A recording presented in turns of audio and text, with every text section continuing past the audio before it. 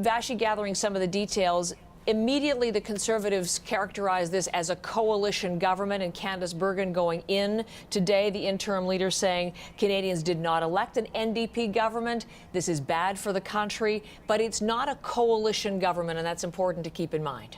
Yeah, absolutely. This is what they call a confidence and supply agreement. Also not unprecedented in Canadian politics. We have seen it in provincial situations more recently in BC, I think is the best, most recent example. What it does is it offers the party that doesn't have a majority of seats, but is nevertheless the party with the most seats, a chance to have some stability as it tries to implement its agenda. It means it isn't constantly fearing the threat of a non-confidence vote. There isn't this threat of a snap election hanging over everyone in the system. They can kind of focus on getting things done for a defined period of time, in this case until 2025, and then, of course, return to an election. Interesting to see this come in the climate we're in, a time when people are worried about the precariousness of democracy. On the one hand, I suspect we will hear from Conservatives today that this is kind of taking a power away from the opposition parties, that power to hold the government to account by defeating it in the House and forcing a revote, a do-over of the election we just had last fall. On the other hand, it brings some stability to government in these kind of, I think, fair to say, anxious times. It means that what happened last fall will hold for a while, that what Canadians said at the ballot booth, mere months ago, will stand for a while. And people cannot, through various tricks or capitalizing on different tactics, kind of force a do-over of that. But, what that means then for some Conservatives, even in the context of their leadership race, where the prospect of being in an election is the reason they wanted that race settled by next September, right? Yes. What that means for them, I think, is something that will unfold in really interesting ways for the next few days, because Janice, this is really a race for Stornoway. But the Prime Minister's at the podium. We'll hold that thought, and we'll talk on the other side with both you and Vashi. There is Prime Minister Justin Trudeau at the podium as we see these live pictures, and let's listen in on CBC News Network. Bonjour tout le monde. For over 2 years, Canadians have worked hard to overcome incredible challenges. The sacrifices and hardships of the pandemic have been greater than we could have imagined. Thousands lost a loved one. Businesses struggled as we all stayed home. Moms, dads, and kids had to adapt to a new reality, while seniors suffered in isolation.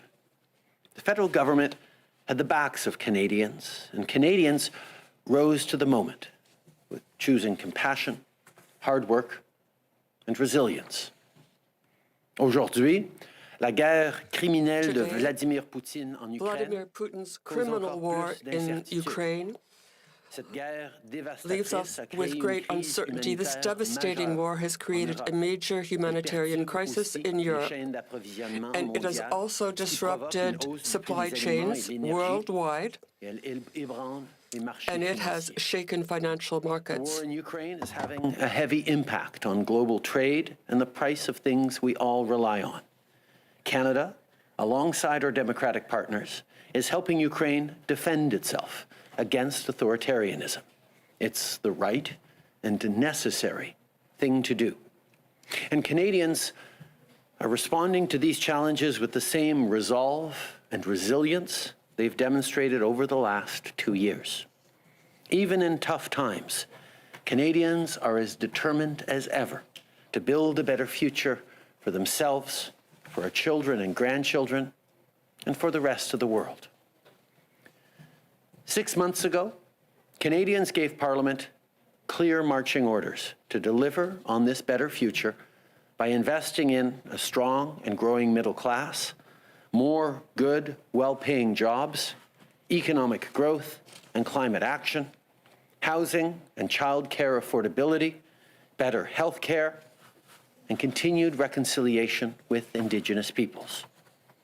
The message from Canadians was as clear as the mandate they gave Parliament: work together to put people and families first, deliver results, and build a better future. This is what Canadians expect from their politicians. Today, I'm announcing that the Liberal Party has reached an agreement with the New Democratic Party to deliver results for Canadians now. This supply and confidence agreement starts today and will be in place until the end of this Parliament in 2025.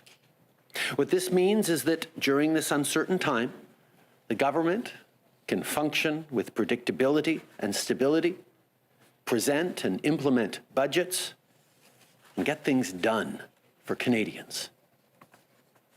I've thought long and hard about this. It was not an easy decision. With so much instability around us, Canadians need stability. We're different political parties. We stand for different things. But where we have common goals, we cannot let our differences stand in the way of delivering what Canadians deserve. That's why we're taking this step. Both parties have identified key policy areas where we share similar objectives. And we've agreed to work together to put the needs and interests of Canadians first. This agreement is not about compromising the core beliefs of either of our parties or denying the differences between us. What it is about is making sure that those differences don't stand in the way of delivering for Canadians. We both believe firmly in Parliament's role of keeping the government accountable. This agreement maintains that critical function. We'll continue to engage in healthy debate with each other and disagree on things, just like we'll also continue working with other parties in the House of Commons to reach consensus and make progress together. This is what working together constructively is all about. And we look forward to working with any parliamentarian from any party who wants to deliver for the good of all Canadians. Today, I'm announcing that the Liberal Party has come to an agreement with the NDP in order to start producing results. Starting now, this agreement is one of supply and confidence, begins now, and will last until the end of this Parliament in 2025. Thus, the government will be able to function stably and predictably in order to deliver the goods for Canadians. I want to be clear. This agreement does not put in question our basic values, the values of our two parties. We can debate in a healthy way and disagree on some items. But Canadians have elected this government so that it would produce results, and that is why we came to this agreement. Nobody benefits when increasing polarization, dysfunction, or obstruction dominate our Parliament. When toxic partisanship prevents us from agreeing on simple truths and facts. When Parliament doesn't work properly, progress stalls on the important and urgent issues Canadians expect solutions to. This agreement is about focusing on what we agree on instead of what we disagree on what unites us instead of on what divides us. Every piece of legislation will continue to get the scrutiny it merits. Committees will continue to do their essential work, and members of Parliament will continue representing their constituents and holding the government to account. Our priorities are the same as those the Canadians said they wanted when they voted this Parliament in. We have to invest in healthcare in order to relieve the pressure on the healthcare system, pressure caused by the pandemic. Canadians deserve to get the care they need, and we need to look at the numbers of doctors and other healthcare personnel. Together, we can continue to progress towards a universal healthcare system, but we also want to start a new dental care regime for low-income Canadians. We will make life more affordable. We know that rising housing costs are putting real pressure on Canadians, so we'll keep building affordable housing. We'll also crack down on unfair practices and implement a home buyer's Bill of Rights. And we'll deliver changes that make owning a home more accessible for middle-class families and first-time home buyers. Families can count on us to continue delivering the change they deserve. That's why we'll keep investing so that $10 a day childcare is a reality for all families in Canada. Because we believe that every child should get the best start in life and that every parent, especially every mom, should be able to afford to pursue the career they want.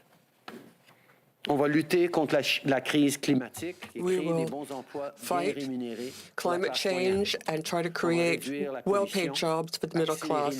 We want to expedite the elimination of subsidies, increase training opportunities for workers, and help families make their homes more energy efficient. And of course, we will continue our work to reach our climate objectives. We will deliver a better deal for Canadian workers, including ensuring that 10 days of paid sick leave for all federally regulated workers starts as soon as possible this year, and continuing to support labour unions. We will keep moving forward on truth and reconciliation with First Nations, Inuit and Métis peoples. As part of this, we'll make more investments in Indigenous housing this year, continue addressing violence against Indigenous women and girls, and be there to support the survivors of the residential school system. We will deliver a fairer tax system for the middle class by addressing the profits made by financial institutions during the pandemic, and we will work together to strengthen our democracy and eliminate barriers to voting and participation. All these are things that we had in our platform. All these are things that we committed to Canadians that we would work hard on and constructively on. And that's what this agreement is about. It's about fulfilling the clear mandate Canadians gave Parliament by improving the way we do politics so we can act now to deliver good jobs, climate action, more affordable housing and childcare, a stronger middle class, and a better, more prosperous future for everyone. Merci beaucoup. Je suis maintenant heureux de prendre vos questions. Thank you, and I'll be happy to take your questions. So, as there are a great many people today who have questions, if journalists want to put a question, each one will have a question and a follow-up. We'll also take questions through Zoom. Anyone who wants to ask a question will please raise their hands. Here have agreed to do one question each, no follow-ups because of the number of people this morning. We'll also be taking questions on Zoom. Raise your hand on Zoom, please, if you want to ask a question. Premièrement, Christy Kirkup du Globe and Mail. First of all, Christy Kirkup, Globe and Mail. Prime Minister. The NDP has not expressed support for increased defence spending despite the evolving situation in Europe. You are en route to the NATO summit today. Does this mean that Canada will not be quickly seeking to increase our share of defence spending to 2% of GDP? Other allies are increasing their spending. What's the plan? This agreement is about working together constructively in the areas where there is agreement, and in the areas where there is not agreement, we will continue to do the things that the Liberal Party was elected to do, and we'll look for support from other parties as necessary as we move forward. In regards to the situation in Ukraine, Canada is pleased to be increasing its contributions to NATO as enhanced forward presence and the Operation Reassurance. We continue to stand with Ukraine and give all the support we can. We continue to condemn the illegal and increasingly horrific war by Vladimir Putin. And I look forward to engaging with our partners at NATO and in Europe over the next couple of days. Christian Noël de Radio-Canada. Christian Noël, Radio-Canada. Good morning, Prime Minister. It seems to me, if I remember correctly, in the speech from the throne, you didn't, healthcare and dental care wasn't even mentioned. Why did you change? It must have been to come to this agreement with your partners. Well, we came to an agreement with the NDP, but we know that many Canadians want these things. things.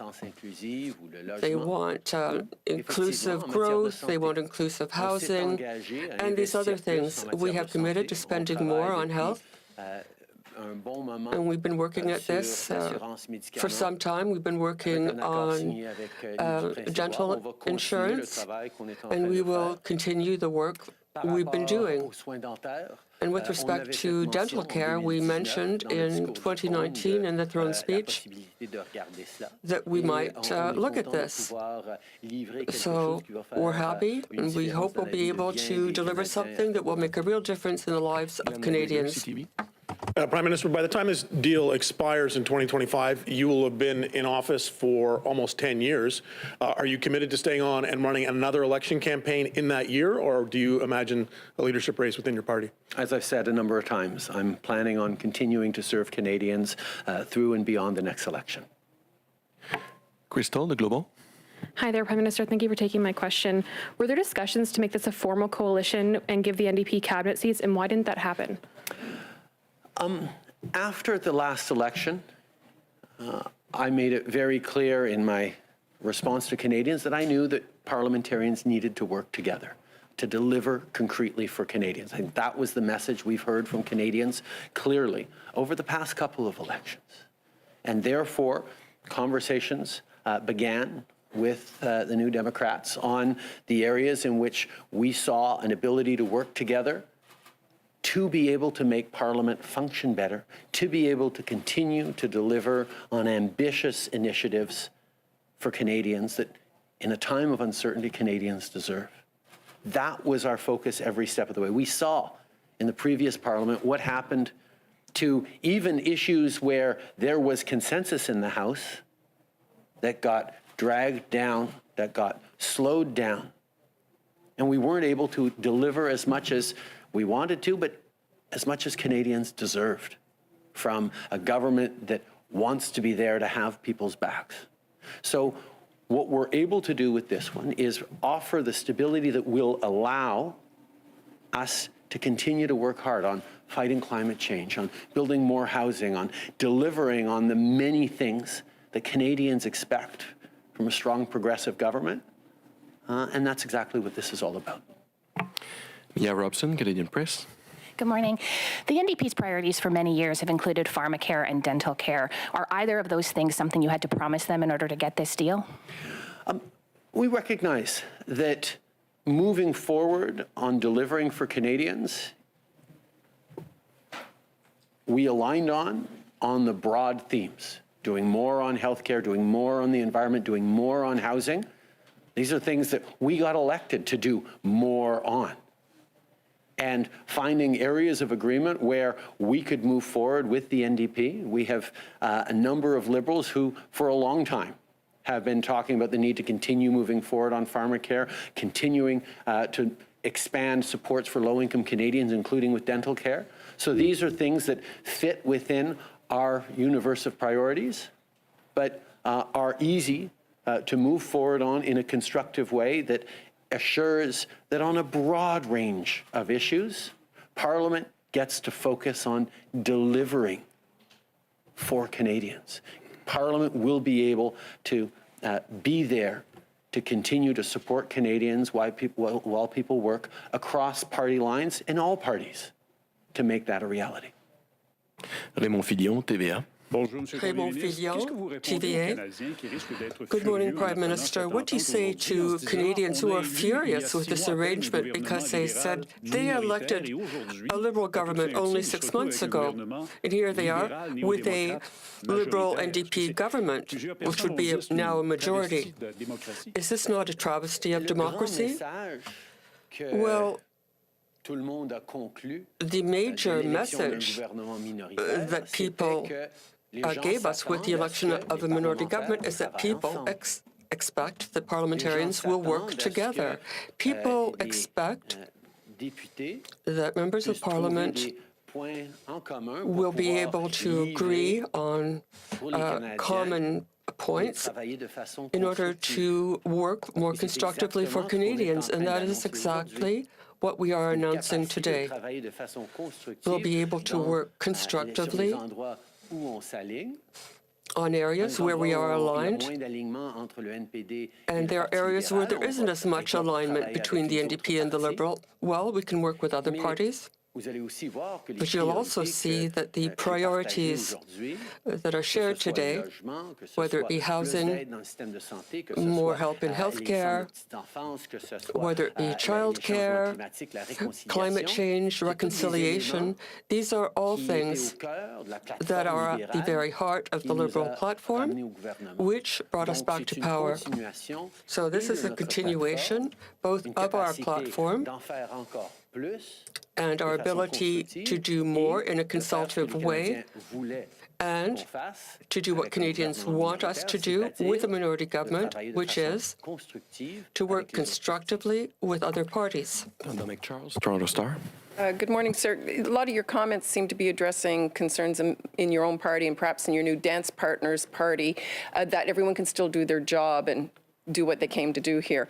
But I'm confused as to what limits this agreement and the support. Like, what defines confidence? Do you have a definition of that? Is it only money bills? When it comes to defense spending, for example, will the NDP's view of that veto what you want to do in Ukraine? I think it's important to say that it's not just about reassuring people that the formulas of Parliament will be respected. Both of our parties understand deeply how important it is for people to have confidence, not just in government, but in our democratic systems. That we're in a time where we are seeing around the world challenges to democracies, erosion of democracies. And that's where the role of parliamentarians to hold governments to account, to ask tough questions, to demand transparency and openness continues to be at the center of our working relationship with the NDP and with all other parties. We know that delivering for Canadians needs to, at the same time, reassure them that democracy is strong and that government is being held to account. And that's exactly what this agreement is focused on, saying there are broad areas in which we agree. We should be able to work constructively together and not have Parliament be obstructive so we can deliver for Canadians, but at the same time point out that democracies can be strong not only when they're toxic or hyper-partisan, but when they're also collaborative and focused on delivering concretely for Canadians. That's what this is about. Boris Proulx, Le Devoir. Boris Proulx, Le Devoir. Good morning, Prime Minister. You've heard, I'm sure, that Premier Legault, accused the government of being centralizing and that it was acting in jurisdictions that were not of its jurisdiction, for example, health and other things. What do you say about this not being the job of the federal government? Well, the message we got in the last election was one where we saw that Canadians agreed that Canadians, especially senior Canadians, should be protected all across Canada, that families should get basic care, basic health care, that we should work with the provinces constructively to make sure that these services were delivered to Canadians equitably across the country, and there have been debates. And yes, I was very clear that the federal government has a role to play to ensure the quality of care for all Canadians in all provinces. There have been parties and individuals who disagree, but Canadians and Quebecers have decided. They elected a government which was there to support Canadians, including with their health care. And now we'll be able to offer this help and this support in a stable way for coming years, in a way that will allow us to focus on what Canadians need. Yeah, sir, your own platform last fall didn't include pharmacare or dental care in any sort of detailed way. You're already projected to run large deficits over the over the next couple of years. How will this fit into the government's financial picture? We remain committed as Liberals to both being there to have Canadians' backs and being there for fiscal responsibility. We demonstrated during this pandemic that the best way to grow the economy and get our jobs back and get businesses roaring back was by making historic investments to support Canadians. We know that support for Canadians and economic growth goes together, that it has to be done in a fiscally responsible frame, and that's absolutely what we will always do. Nothing in this agreement prevents us from continuing to be responsible stewards of the public purse and delivering for Canadians in a way that creates growth and opportunity for all into the coming years. And that's what we're going to stay focused on. Tom Perry, CBC. Hi, Prime Minister. I know you say that Canadians elected MPs to work together, and I know you said there's still going to be debate under this deal, but Canadians gave you a minority, and you are in effect giving yourself a majority. So is this what Canadians voted for?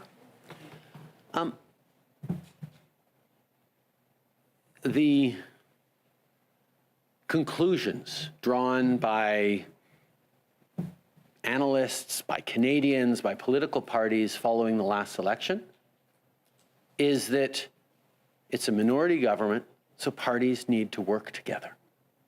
That's what a minority government means. It means Canadians in this difficult time elected a government with an ambitious platform for Canadians on healthcare, on housing, on environment, on reconciliation. But they gave a minority government because they said, you need to work with other parties to get this done. That's exactly what this agreement is about. It's about saying, in the areas where we have alignment with the NDP, we're going to work together constructively to deliver for Canadians in these times of challenge and uncertainty. And in areas we don't agree with the NDP, we're going to need to continue to work with other parties on advancing the priorities of Canadians. That's what this agreement is, and it is a responsible answer to the uncertainty we're in, to the challenges facing democracies with hyperpartisanship and toxic polarization, of saying, let's actually make deliberate efforts to work across party lines so we can get the things done for Canadians that Canadians voted for in the last election, in voting for a number of different parties with similar approaches. That's the focus we have. This is about demonstrating that even in times of challenge and difficulty, governments can come together with parties to get things done for Canadians. Alors, je dois passer aux questions sur Zoom. Si on a le temps, je reviens dans la salle. So we'll now go to Zoom questions. So please remain on the line. We'll begin with Hélène Buzetti. Hélène, you have the floor. Yes, good morning. Good morning, Mr. Trudeau. I'd like to get back to the question put by my question from the Globe and Mail on military spending. I'd like you to be clear. Did Mr. Singh propose as a condition for his support that defense spending not increase? No, the agreement is based on those things we are aligned on and that we want to accomplish together. We have committed to work with the NDP in a constructive way on issues that have been established in our shared documents on healthcare, climate change, housing, reconciliation, and other things. We will work together on those things. For things that are not in the agreement or that we don't agree on with the NDP, then we will look at what we'll do then. Well, you say that there was an agreement for the support of your budgets, but an increase in defense spending, you would need to have that in a budget. So my question, if you have to increase defense spending, is this something the NDP NDP could veto. And would this mean no increase in defense spending? The NDP has no veto on what we're doing. It expects that the things that we agreed to in this agreement will be in the budget, and we don't believe that Canadians want an election, so we will work constructively together in this to deliver for Canadians. And we will take the necessary decisions with respect to other things, which we have always done as a government. Émilie Bergeron, you have the floor. Good morning, Mr. Trudeau. What guarantees did you have to give the NDP with respect to pharmacare and dental care? What guarantees does the NDP have that this will be done by 2025? Will the work begin right away today? Well, as for pharmacare, this is an issue the Liberal Party has been working on for some time as a government. We had the Askins report, which was very important to inform our approach to pharmacare. There's what's happened in Prince Edward Island, and we continue to work on this the way we did before the last election. With respect to dental care, we committed to move forward with dental care this year, dental care for children and for families, low-income families, and we will be helping out other people in years to come, those under 18, the disabled and others. We want to make sure eventually that all low-income Canadians have dental care. Well, you said that the major conclusion you drew from the last election is that Canadians want you parliamentarians to work together. Another conclusion you could have drawn is that Canadians didn't want that election in autumn 21. Are you as convinced as you seem to think Canadians are that they don't want one before 2025? So here you are committing not to prorogue Parliament till 2025. Yes, that's part of our commitment. We have committed to governing until 2025 because Canadians want a government and a Parliament that can deliver for them. We want to make sure there is more housing, a stronger fight against climate change. This is what Canadians want from their Parliament, from their government, and with this agreement, which provides for stability and cooperation, they will be able to expect even more results in this world of uncertainty. Mr. Trudeau, those 20 minutes are up. Would you agree to answering another question? Mylène Crête, La Presse. Good morning, Prime Minister. Why did you decide to come to an agreement with the NDP and not a coalition? Well, first of all, we are a party with very clear ideas, a very clear platform, a platform on which we were elected in 2021. We know that Canadians expect that we deliver the priorities that we promised. Now, on many of these priorities, the NDP is in alignment with us. We know that to come to an agreement to supply and confidence would allow us to deliver even more quickly those things that Canadians need.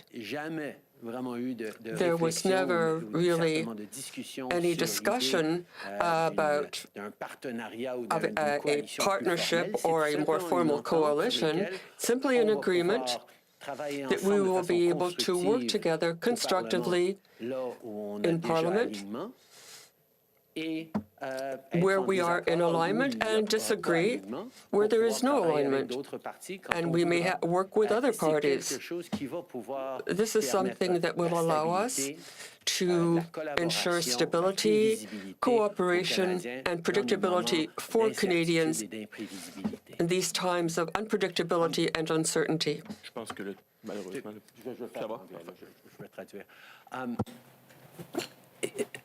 The focus that we have as a Liberal Party has always been on delivering on an ambitious platform to have Canadians' backs, to grow the economy, to fight climate change, to stay fiscally responsible while creating greater opportunities for all Canadians. That doesn't change. When, following the last election, we saw the level to which there was alignment on many of those key themes with the New Democratic Party, we started talking about ways we could ensure that on the areas we agreed, Parliament would function smoother, and we'd be able to deliver more things for Canadians at a time of uncertainty where Canadians need their government to be there for them, not foundering in partisanship and toxic divisions. So this approach was always focused on working together collaboratively where we agree, agreeing to disagree where we don't. It was never about creating any greater formal agreements or power sharing. It was always about saying, look, there's things we agree on. Let's work constructively together on that to deliver for Canadians. And that's exactly what we're announcing today. C'est ce qui met fin à cette conférence de presse. Merci beaucoup. This ends the press conference. Thank you very much, Mr. Trudeau. Good day. You are watching CBC much, News Network, and for the last 40 minutes, live coverage of Canada's Prime Minister Justin Trudeau as he lays out the details of an agreement with the NDP, a supply and confidence agreement that's taking effect today, right through until June of 2025. And what it involves is an agreement between those two parties. The NDP will support the government on confidence matters, money bills, the next 4 budgets, for example, and in exchange, the Liberal government will prioritize things that are key to the NDP platform, ranging from pharmacare and dental care, housing, the climate crisis, paid sick leave, reconciliation, key campaign issues and platform issues for the NDP. And you heard the Prime Minister on a number of occasions say this is what is necessary in this time of uncertainty so that the government can function with predictability and with stability. We have analysis for you. Happy to have both Vashi Kapelos, the host of Power and Politics, and Janice McGregor in our Parliamentary Bureau, listening in to all of it. And I know you have other demands on other programs and other interviews, so I'll get whatever I can from both of you as we proceed. But Vashi, let me start with you. You had broken this story with so much of the content. You heard the confirmation and the precise details there. Take us through again what this entails. Yeah, the content is as we expected, and with a highlight on dental care, which was a main platform plank of the NDP's in the last election, to be phased out, eventually to include all Canadians who make under $90,000 a year. Initiatives on pharmacare, not the whole shebang, but certainly introducing a National Pharmacare Act. A lot of talk about affordable housing as well. My understanding is they might change the definition of what affordable means, as well as introduce some measures to counter speculation driving up prices, an issue that I know many Canadians are concerned about now. So the details kind of as we expected. What jumped out at me, I'll just quickly say 2 things, Heather. First of all, on the political side of all of this, right away when we heard this was lasting till 2025, I can't tell you how many people were texting me saying, oh, this is how the Prime Minister will kind of make his exit and someone else can take over the leadership of the Liberal Party. That was put directly to the Prime Minister. He said no, he's planning on continuing to serve Canadians through and beyond the next election, which I thought was really interesting. And then as well, when trying to ascertain, you heard a lot of reporters trying to figure out, okay, what does this exactly mean? Like, how much power does the NDP have? And specifically, when the NDP says it's going to support the next 4 budgets, what have you given up in return? Does that mean, for example, you will not increase defense spending? Because that is not something the NDP has been explicitly supportive of in the past. The Prime Minister said the NDP doesn't have a veto, but he certainly wasn't specific about what exactly it means for the next budget. Vashi, thank you. Just pause, if you will. We're just awaiting from this podium the response from interim Conservative leader Candice Bergen. And on that point, Janice, I want to bring you in on this. Very clear in answer to a number of questions, not a formal coalition with NDP members sitting in cabinet. But what exactly it entails in terms of working together and how it all came together, and some of the questions that came from reporters, one from our colleague Tom Perry, which really actually gave the Prime Minister pause. A minority government elected, his party elected to a minority. Is this then what the voters voted for? Because effectively giving him a majority government, that's a question very much in keeping with what we've heard from the Conservatives so far, who call this a power grab. What do you think we're likely to hear from that podium from Candice Bergen in just a matter of minutes? Exactly, Heather. You know, that really was the core question. That is for Justin Trudeau to explain here, because this would seem to sort of take away a critical means for MPs in the House of Commons to hold his government to account if the majority no longer likes what he's doing. On her way in, Candice Bergen told our colleague Chris Vance that she sees this as disastrous, that she also thinks that Canadians didn't elect an NDP government. And so very important, I think Conservatives will hope to stop this however they can.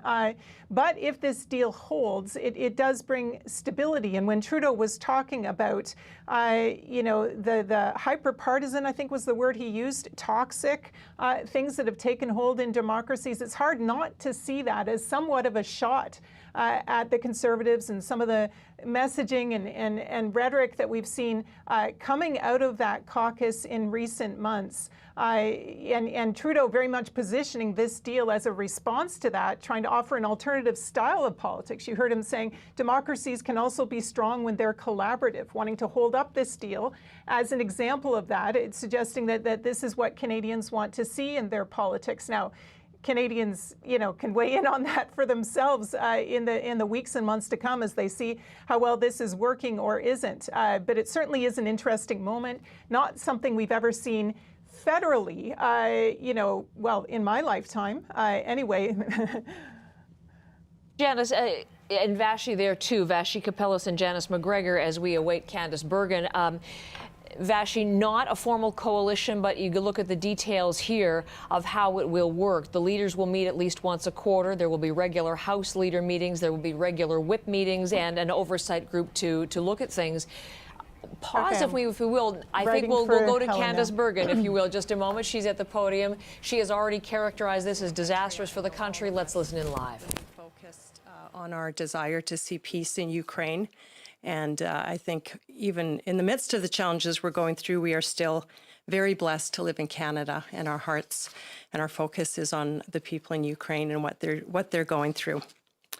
We were planning this morning to come and to announce to Canadians some good news that Conservatives are going to be presenting a motion this morning, and we'll be debating it today, that would see Canadians save a little bit of money at the pumps. We were hoping we could get agreement with the other parties and that we could see a reduction in taxes, just even a temporary GST and tax holiday for Canadians, and we were looking forward to getting some support on that.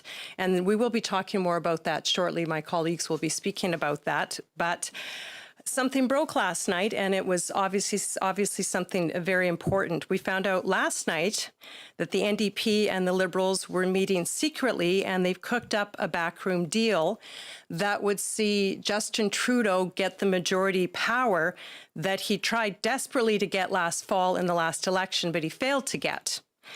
This deal means that Canadians have woken up to, in essence, an NDP Liberal majority government. And I think we have to let that sink in. This is an NDP Liberal government, and they have the majority. 82% of voters did not vote for a Liberal NDP government, including millions of Liberal voters. These Canadians woke up this morning to the fact that they have been hoodwinked and they've been deceived by their Prime Minister. Now, let me be clear. This is nothing more than a Justin Trudeau power grab. He is desperately clinging to power. His number one goal, as we have seen over the course of the last 6 years, is always to do what's best for him. not to do what's best for Canadians. Now, make no mistake, the NDP are in charge. What does this mean? Well, it means the decimation of Canadian oil and gas and LNG, which we know this more than ever. That means that is really a way to prop up Putin and Russia. When the NDP Liberal government phase out, which means destroy Canadian oil, gas, and LNG, they are helping Russia. And that was one of the top priorities they had and that Justin Trudeau has agreed to. It means mining, agriculture, fisheries are all next under the extreme policies of the NDP, which are now Liberal policies. It also means $214 billion, just that we know of, in new spending for Canadians. And that's who's going to be spending. That's who's going to be bearing the brunt of the new NDP Liberal government. All of which for Canadians means more debt, more inflation, more jobs lost, more uncertainty, and frankly, more polarization. This is not a good day for Canadians. I'm here to say that we, Conservatives, are still conservative. We have not changed. We are still here to fight for Canadians. And Canadians can count on Conservatives to be consistently conservative. We are the party of less government spending. We are the party of low taxes. We are champions of Canadian natural resources. We are champions for Canadian farmers, for Canadian small businesses, for Canadian workers. We are champions for Canadian families. We are champions for Canadian taxpayers. And we are here to help Canadians save money. Canadians, millions of Canadians this morning, I think, are in need of hope. Canadians are waking up to this NDP Liberal government. They are, many of them, in shock. There is, I'm sure, a lot of despair in the West right now around this decision. And so we are going to spend the next little while reaching out to millions of Canadians, including those who have not voted Conservative, to let them know that we will continue to be their voice here in Ottawa. And we will do everything we can to hold this NDP Liberal government to account, including speaking directly to Liberal MPs who I'm sure did not tell their constituents that they would now be part of an NDP Liberal government. So with that, I'm going to ask my colleagues Ed Fast, Dan Elbis, and Gerard Deltel to come and talk a little bit about our Opposition Day motion, and then we're happy to take questions. Merci. Well, thank you very much, Candace, for your remarks. My colleagues and I are going to very briefly address the Conservative Opposition Day motion, which has been brought forward today. Skyrocketing inflation and the cost of living crisis are devastating families across Canada. In fact, 53% of Canadians say they can't keep up with rising prices. I've been hearing that from my constituents in Abbotsford and from people across our country who are begging for relief. Today, Conservatives are calling on the government to pause the GST on fuel to give Canadians a break. This would immediately provide relief at the pumps to all Canadians, reducing prices by about 8 cents per litre. Actually, out our way in Vancouver area, it's probably closer to 10 cents a litre. These are Canadians who rely on their vehicles to get to work, drive their kids to hockey practice and to school. These are small businesses and their non-profits who depend on their vehicles to keep serving their community. So giving Canadians a GST break on fuel is a simple, common sense solution to help the Canadians who are suffering the most from inflation. Families, workers, and business owners can't afford more hollow words and empty promises from Justin Trudeau. Inflation is a serious challenge that requires a serious response. They need real action to help Canadians make ends meet. So we, Conservatives, will always be the voice of Canadians looking for relief from the spiraling cost of living. We hope the government will join us in those efforts. Now I'll turn the lectern over to my colleague, Dan Elbis. Thank you, Ed, and good morning, Leader. Good morning, colleagues, everyone. Hope you're all well. Inflation is causing real damage to the finances of Canadians. Here's the reality. Inflation is at the highest rate in a generation, and compared to last year is costing Canadians an additional 5.7% on everything. Wages aren't keeping up. Housing prices alone have doubled under Justin Trudeau and have climbed 29% in the last year alone. Groceries are going to cost the average family at least an extra $1,000 this year, and there are real costs. These are the real costs of Justin Trudeau's economic failures. Now, in my home province of British Columbia, gas prices have been as high as $2 a litre. Millions of Canadians have no choice but to use their cars to drive to work, to pick up their groceries, to pick up their children, get them to sports and other activities. It's families and small businesses that are hurting the most. So far, this Prime Minister has only made excuses. He's done nothing to help tangibly reduce the inflation crisis that Canadians are suffering. And it's time for Justin Trudeau's government to finally step up for Canadians. Temporarily removing the GST from fuel is a simple, common sense solution that can make a real difference and leave money where it belongs, in the pockets of hardworking Canadians. Conservatives will be fighting for families right across this great country that have been pushed to the brink because of the cost of living crisis that we are seeing today. Thank you. I'll ask my colleague Gerard Deltel to come to the podium.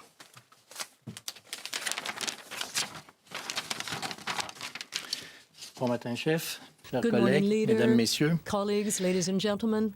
The issue facing all Canadian families right now is inflation. And today in the House of Commons, the Conservatives tabled a motion to give some oxygen back to Canadian families with a bit of respite on the GST tax on oil and gas. But now we're getting some bad news this morning. Rather than talking about fighting inflation, we're going to be talking about increased inflation. Because this agreement, this secret deal that was negotiated between the NDP and the Liberal Party will mean that this morning the NDP Liberal government will be leading Canada. So Canadians can expect increases in taxes, more deficits, more spending, which will mean that inflation will go up because of those policies. 82% of Canadian voters did not vote for an NDP-led government, and yet that's what we're facing today. Mr. Trudeau has given the NDP the ability to decide everything, but we must understand what this is about. Mr. Trudeau, once again, thought of his personal pride. Mr. Trudeau wants to remain Prime Minister for 10 years, so the only solution he found, because we know that Canadians don't want him anymore and that people have had enough of him, was to reach an agreement with the NDP, which will mean that he will continue to govern through a Liberal NDP government, which seems to suit Mr. Trudeau, and he will be able to remain PM for 10 years. Again, his personal pride before the interests of Canadians.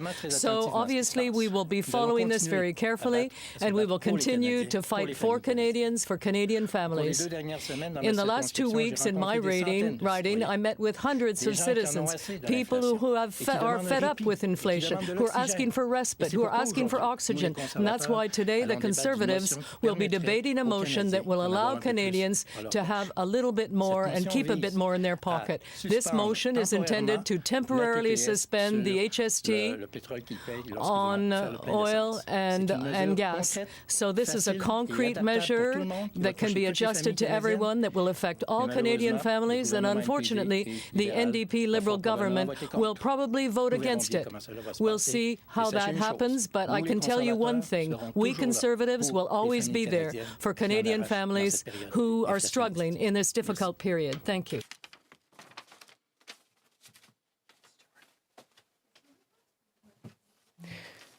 Yeah, we'll take, if your questions are in French, we'll, Gerard, you want to see? Bonjour, Laurence Martin de Radio-Canada. Radio-Canada. Est-ce que vous estimez, M. Deltel, Do you que cette believe, entente Mr. est Deltel, that antidémocratique? this agreement is anti-democratic? Well, we're looking at it very carefully, and there are a number of experts in Parliament who are also looking at it. What we also know is that minority governments have worked very well with agreements on every single measure being proposed. Now, the party was able, the government continued to be in place through several minority governments. Now, are you ruling out the possibility of cooperating with the Trudeau government on specific bills? Well, it's always bill by bill. What we're interested in is the interests of Canadians. Are Canadians well served by this bill or another bill? So we'll do our job as we've been doing it always. In other words, point by point, and analyze the situation. But we're seeing that an NDP Liberal government will mean that now the two are working hand in hand. This is an NDP Liberal government that will raise taxes, raise spending, raise deficits, and raise the debt. Canadians deserve a lot better than that. Mr. Deltel, could you please stay at the mic? Your party complained in the last election campaign about the fact that it was an unnecessary campaign. Today, Mr. Trudeau is presenting this as stability. Are Canadians going to see this as stability until 2025 and no election? Well, how could people really believe that he's doing this for stability when he started an election in the middle of a pandemic? Now, maybe he is seeing that he cannot govern the way he wants to govern because it's a minority government, and therefore, what is the result? The result is that he makes an agreement with the NDP, which means that now it's the NDP and the Liberals running the government. That's the reality. He's given free rein to the NDP. So how can we trust a man talking about stability when he triggered an election in the middle of a pandemic, when no one wanted one? Once again, Mr. Trudeau is showing his true face and showing he's a hypocrite. Well, as I said earlier, we are going to be analyzing the parliamentary impact of this, but there's no doubt that we will continue to fight for Canadians. We will continue to fight to lower taxes for Canadians, as we want to do this today with our motion. And we are hoping, we may be dreamers, but we are hoping that we can get this through. Ms. Bergen, Stephanie Taylor with the Canadian Press. Conservatives are going to have some opportunities, I suppose, to work with the Liberals if they want over the next 4 years. Do Conservatives support the new dental care program this deal is going to be getting Canadians, starting with kids 12 and under? The NDP Liberal government, which are now telling Canadians this morning, are going to be introducing a national dental program, is something that is going to cost Canadians billions of dollars. Many Canadians already have insurance, that their private insurance they're paying for with their employer, and have dental coverage. Canadians did not vote for a national dental program, and they certainly did not vote for an NDP Liberal government. So I would tell you that Conservatives will consistently stand up for the taxpayer. We will consistently stand up for good policy that actually provides Canadians with the best options when it comes to dental coverage, pharmacare coverage. We think there certainly are Canadians that need help, and provinces are providing help, and we'd like to see Canadians who are lower income and need that kind of assistance have that assistance.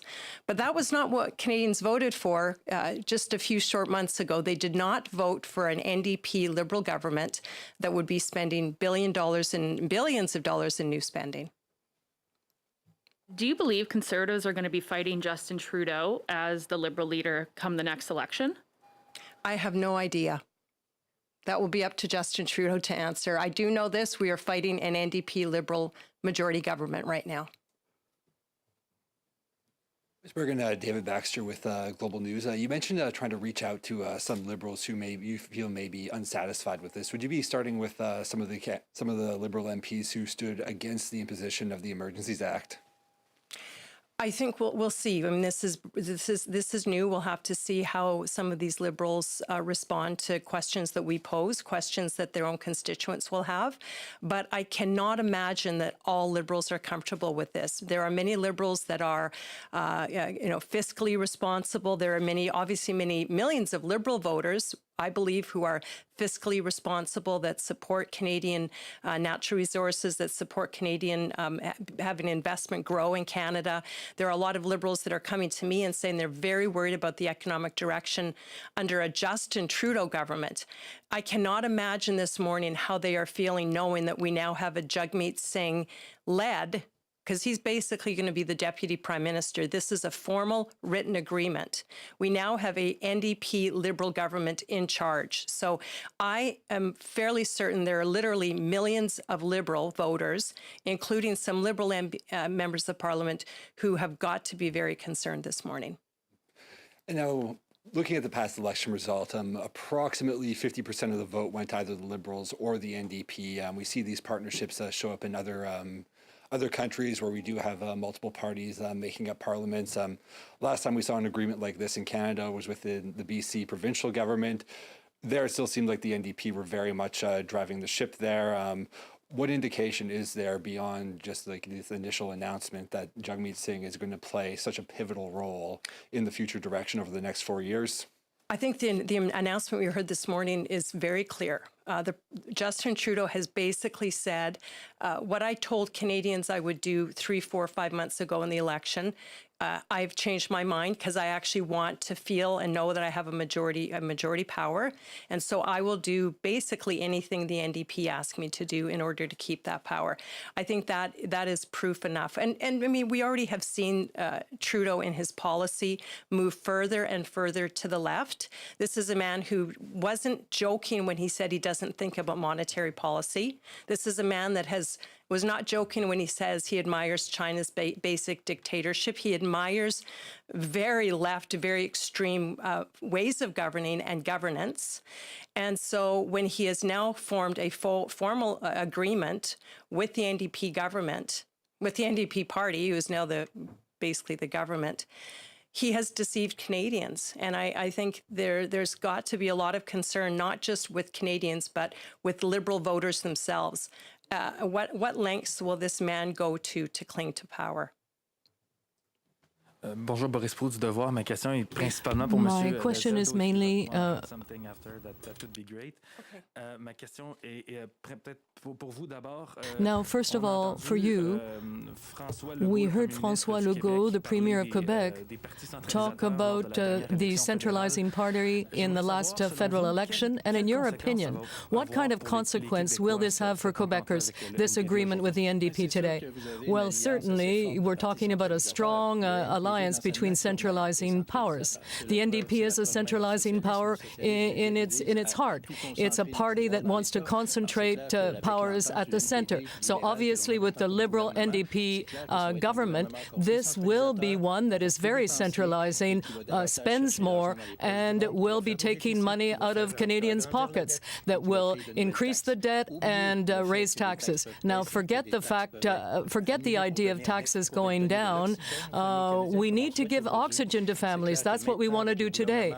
But now, with an NDP Liberal government in power, Canadians and Quebecers should expect a more centralizing government and one that spends more. I don't know if Did you want to repeat it in English, please? No, just if you want to add something about that. But perhaps just on fiscal responsibility, if you just want to have comment on the deficit or the fiscal forecast that is ahead with this deal. What's your take on that? We're as Conservatives, we are very, very concerned with the deficit and the fact that now having an NDP Liberal government means the deficit will be even more out of control than it is. I think Canadians and Canadian businesses, Canadian job creators, Canadian families have to be looking at this and recognizing inflation. There is no hope of inflation getting under control. I know we had hoped as Conservatives we could encourage the Liberal government to maybe step back from their increased taxation that was going to happen on April 1st, even the increased carbon tax. We know that there's some beliefs around the carbon tax helping the environment. We have questions around that, but we at this point had hoped that maybe we could encourage yesterday's Liberal government to reduce taxes for Canadians. Now that we have an NDP Liberal government, I would say there is no hope of reduced taxes. There is no hope of seeing any control of the spending. It is, I think, a very dire situation for Canadians. Last question, dernière question. Bergen, are we seeing a movie that we've seen in the past? 1972, Pierre Trudeau also had a deal with the NDP for 2 years to maintain in power, and Mr. Trudeau is doing the same thing with the NDP. Is this back to the future? Yeah, I think so. I think I was thinking even more of the coalition in Ontario and the NDP Liberal coalition and what happened to Ontario and the disaster that was. So we haven't seen quite as formal a signed agreement. I think this is very new and certainly new in recent history. So, the concerning part is we asked questions. Our former leader, Aaron O'Toole, was very clear saying there's going to be a coalition, and you will recall he was mocked and laughed at, and it will never happen. We've woken up this morning, we went to bed last night knowing this not only was possibly happening this morning, we've heard the announcement, we saw the Prime Minister stand up and say that they've been talking, they've had secret deals they weren't telling anyone about. No one knew they were doing this. In the midst of, we've got a war going on in Ukraine, we had the Emergencies Measures Act that was declared, backed by the NDP. One has to wonder, when did these talks start? What kind of agreements were made? What was the quid pro quo that was given? These are important questions that go to the very heart of our democracy. Democracy and openness has been replaced by backroom deals. And so this is certainly about fiscal challenges and the fear of what this will do to the economy of the country. But I believe it goes to the heart of our democracy. The Liberals and the NDP had and have an obligation to be honest and transparent and tell Canadians this is what they've been cooking up. And they didn't do that. They cannot be trusted. These parties cannot be trusted. Neither of these men can be trusted to do what's best for the country. So a lot of implications. We have a lot of work to do, and we're going to get to work doing that. Thanks very much. Monsieur Deltel, juste en terminant. Just in closing, Mr. Deltel, des tendances centralisatrices you talked about the fact that the Liberals and the NDP are centralizing powers. Monsieur Singh and Monsieur Trudeau, qui préconise now, quand même is there something that would lead to programs that would challenge the province's jurisdiction? Well, obviously, this is bad news for Canadians, but it's also bad news for the provincial premiers, because the NDP has a tendency to interfere. And now that we have a Liberal NDP government, the provinces will feel that they're going to have to be more accountable. Now, do Canadians need more taxes, more deficits, and more debt? No. Do the provinces need a new fight with Ottawa? No. But with an NDP Liberal government in place, unfortunately, that's what they're going to see. So, the time we have, c'est tout le temps. Well, hello, everyone. If you're just joining us here on CBC News Network, I'm Natasha Fatah. Welcome inside the CBC Newsroom. And we have been taking you live to Ottawa, where everyone there is buzzing, as they are across the country, about this late-breaking news that developed overnight, that CBC News Network was also able to confirm, that the NDP and the Liberal Party of Canada have agreed on a deal where powers will be shared, decisions will be made together. They're not calling it a coalition, but they are agreeing to work together. So this will be mutually beneficial for those two parties, but not so beneficial for the Conservatives. And that's who we were just hearing from. You were hearing from Candice Bergen, the interim Conservative Party leader, as well as Gerard Deltel. Now, they were both speaking. They both said that the NDP and Liberals have not been honest and transparent with the public, that while a major war is taking place in Europe, these two parties were having backroom deals, and that ultimately this will not be good for the country and it might spell economic disaster. Certainly there are differing views on what this decision means coming out of these two parties in Canada. We're going to have extensive coverage for you on all of the developments in Ottawa and outside. And I should let you know, we are waiting for two other leaders, federal leaders, to speak this hour. We are hoping to hear from Jagmeet Singh, the leader of the NDP, who is one half of that decision-making duo that's been agreed to over the past few hours. And we're also hoping to hear from Yves-François Blanchet to hear how Quebecers, or at least some Quebecers, are reacting to the news. We have our own CBC News team looking at much of the developments. Let's turn to CBC's Janice McGregor and David Cochrane, who are standing by in our nation's capital. Janice, I'll begin with you. You've been following this all morning. What did you make of what Candice Bergen and the Conservatives are saying? Well, I think not a surprise that they would want to position this as a coalition. They love that word. They have used that word repeatedly, almost for the length of my time as a journalist in the press gallery. Anytime the Liberals and the NDP work together to thwart Conservative ambitions, we hear this coalition word, but I want to make sure it's clear to the people watching at home that this is not a move towards coalition government. These are not equal partners. The Liberals that won the most seats in the election last fall are still the governing party. Jagmeet Singh is not headed into cabinet. What this is a confidence and supply agreement that's jargon, I know, but in essence, it means they will vote to support Liberal budgets, to offer some stability to the life of this Parliament, starting today through to June of 2025, and give the Liberals some scope, if you will, to deliver on their agenda, while also now, as part of the deal, incorporating NDP priorities like that dental care program that we've been talking about so far this morning. Things, I think, fair to say in some cases that the Liberals would not have done without the NDP's pressure in return for their support. So the NDP can turn around and say to their supporters, look what we delivered for you. If you are the Conservatives, though, why are you so angry? Well, it means your chance for a do-over of what happened last fall is now much farther away, potentially not until 2025. That's why it's kind of as if there's a majority government period, because you have that stability in Parliament. This doesn't mean the NDP will support every Liberal vote. It doesn't mean necessarily that the deal couldn't hold if the Liberals did something egregious, but we will see. Okay, Janice, we're just going to leave it there. David, I promise I'll come to you next, but let's go back and have a listen to Bloc Quebecois leader Yves-François Blanchet.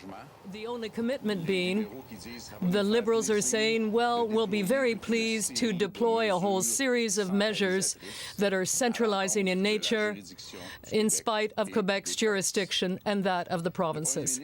The Prime Minister didn't even have didn't even bother to invite Mr. Singh to his press conference.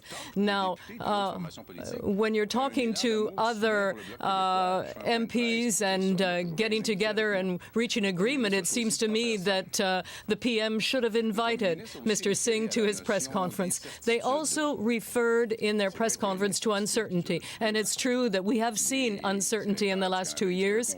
Voters in Canada and Quebec voted during a period of uncertainty, and he triggered an election in a period of uncertainty. But uncertainty does not justify suspending democracy. The Prime Minister never accepted the result of the 2019 election with a minority government. So now, a year and a half later, he said, we're going to have another election. And again, he ended up with a minority government, and exactly the same one in Quebec. Again, he's refusing the result of that election, so he has made a deal to develop a false government with the NDP as its support. I want to remind people that people who voted for the NDP voted for the NDP. They did not vote Liberal. Neither for a majority government that is centralizing in nature, multiculturalist as well, that right away, before the agreement, talks about its determination to interfere in Quebec's and the province's jurisdiction on health care. Now, the announcement has already been made. We're going to impose conditions and take the money because now we have an NDP Liberal alliance in place. I imagine on other issues like social housing, infrastructure with federal conditions and so forth. And this has not been mentioned, but what about the legislation in Quebec? Now, it will be really something to see them deal with a secular piece of legislation. And the NDP has basically admitted that it is useless. Now, if this agreement is to last until 2025, I don't know what will be left of the NDP in 2025. it will have melted into the Liberal NDP alliance. But I don't think that that agreement will last. I think this is extremely naive on the part of Mr. Singh to think it will. If the Liberal Party sees a window to trigger an election that will give us a majority, if there is a lot of division within the Conservative Party, they will certainly throw the NDP under the bus and trigger an election anyway. That kind of agreement will last their mutual interests, as long as their mutual interests last. And the NDP will then discover what the word of the Liberals is worth. Now, this will mean, of course, investments in health care. Well, listen. If it's unconditional, we will consider that it allows us to make progress. But if it is with conditions, then Quebec will reflect on whether the federal government is actually imposing its own will on it once again. This agreement also comes at a very strange time. By accepting this agreement, the NDP is endorsing the dramatic slowness of the Liberal government, and this is only one example, when it comes to evacuating refugees from Ukraine. Now, we can suppose that in recent hours and days, the NDP and the Liberals' energy was mainly devoted to dreaming up an NDP Liberal government to keep it in place a bit longer, rather than looking for solutions to help people who are victims of the war in Ukraine. Maybe that wasn't the best use of their time. The Bloc Quebecois, and you won't be surprised to hear this, will not change anything about its current approach. The Bloc will continue to vote in favor of something that's good for Quebec, or will vote against anything that is bad for Quebec. We'll continue to look to improve things if they're better for Quebec, and if there is something imposed on Quebec by a multiculturalist and centralizing power, then Quebec will reflect on its own future. Thank you.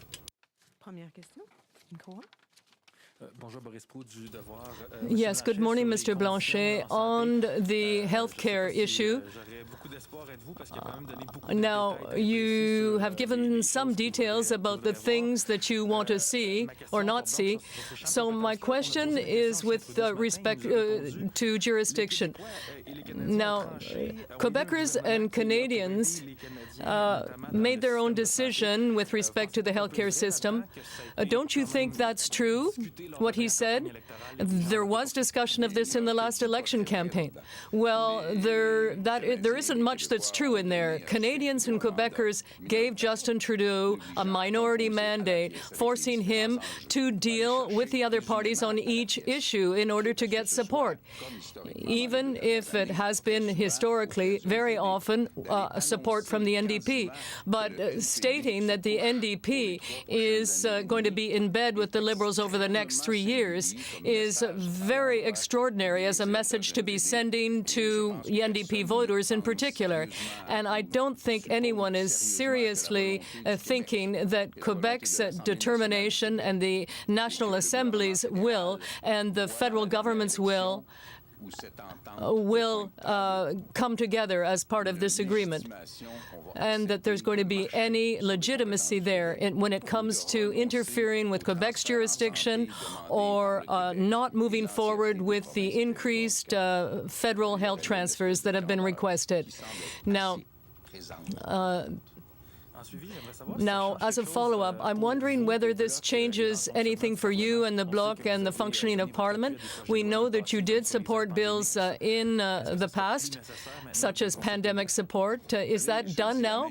Well, I've been saying the same thing since December 2018. The Bloc Quebecois will be in favor of what's good for Quebec and against what is bad for Quebec, and try to improve bills so that they can help Quebec, and that will continue continue to be our approach. Now, we're seeing a determination to impose more centralizing measures from the federal government, and we can expect that Quebec will not like this and will push back against any attempt to do that. Mr. Blanchet, now, is this a legal agreement, especially since it's happening 6 months after Canadians elected a minority government? Do you think that's right? Is it acceptable in your opinion? I think it's naive. Anytime.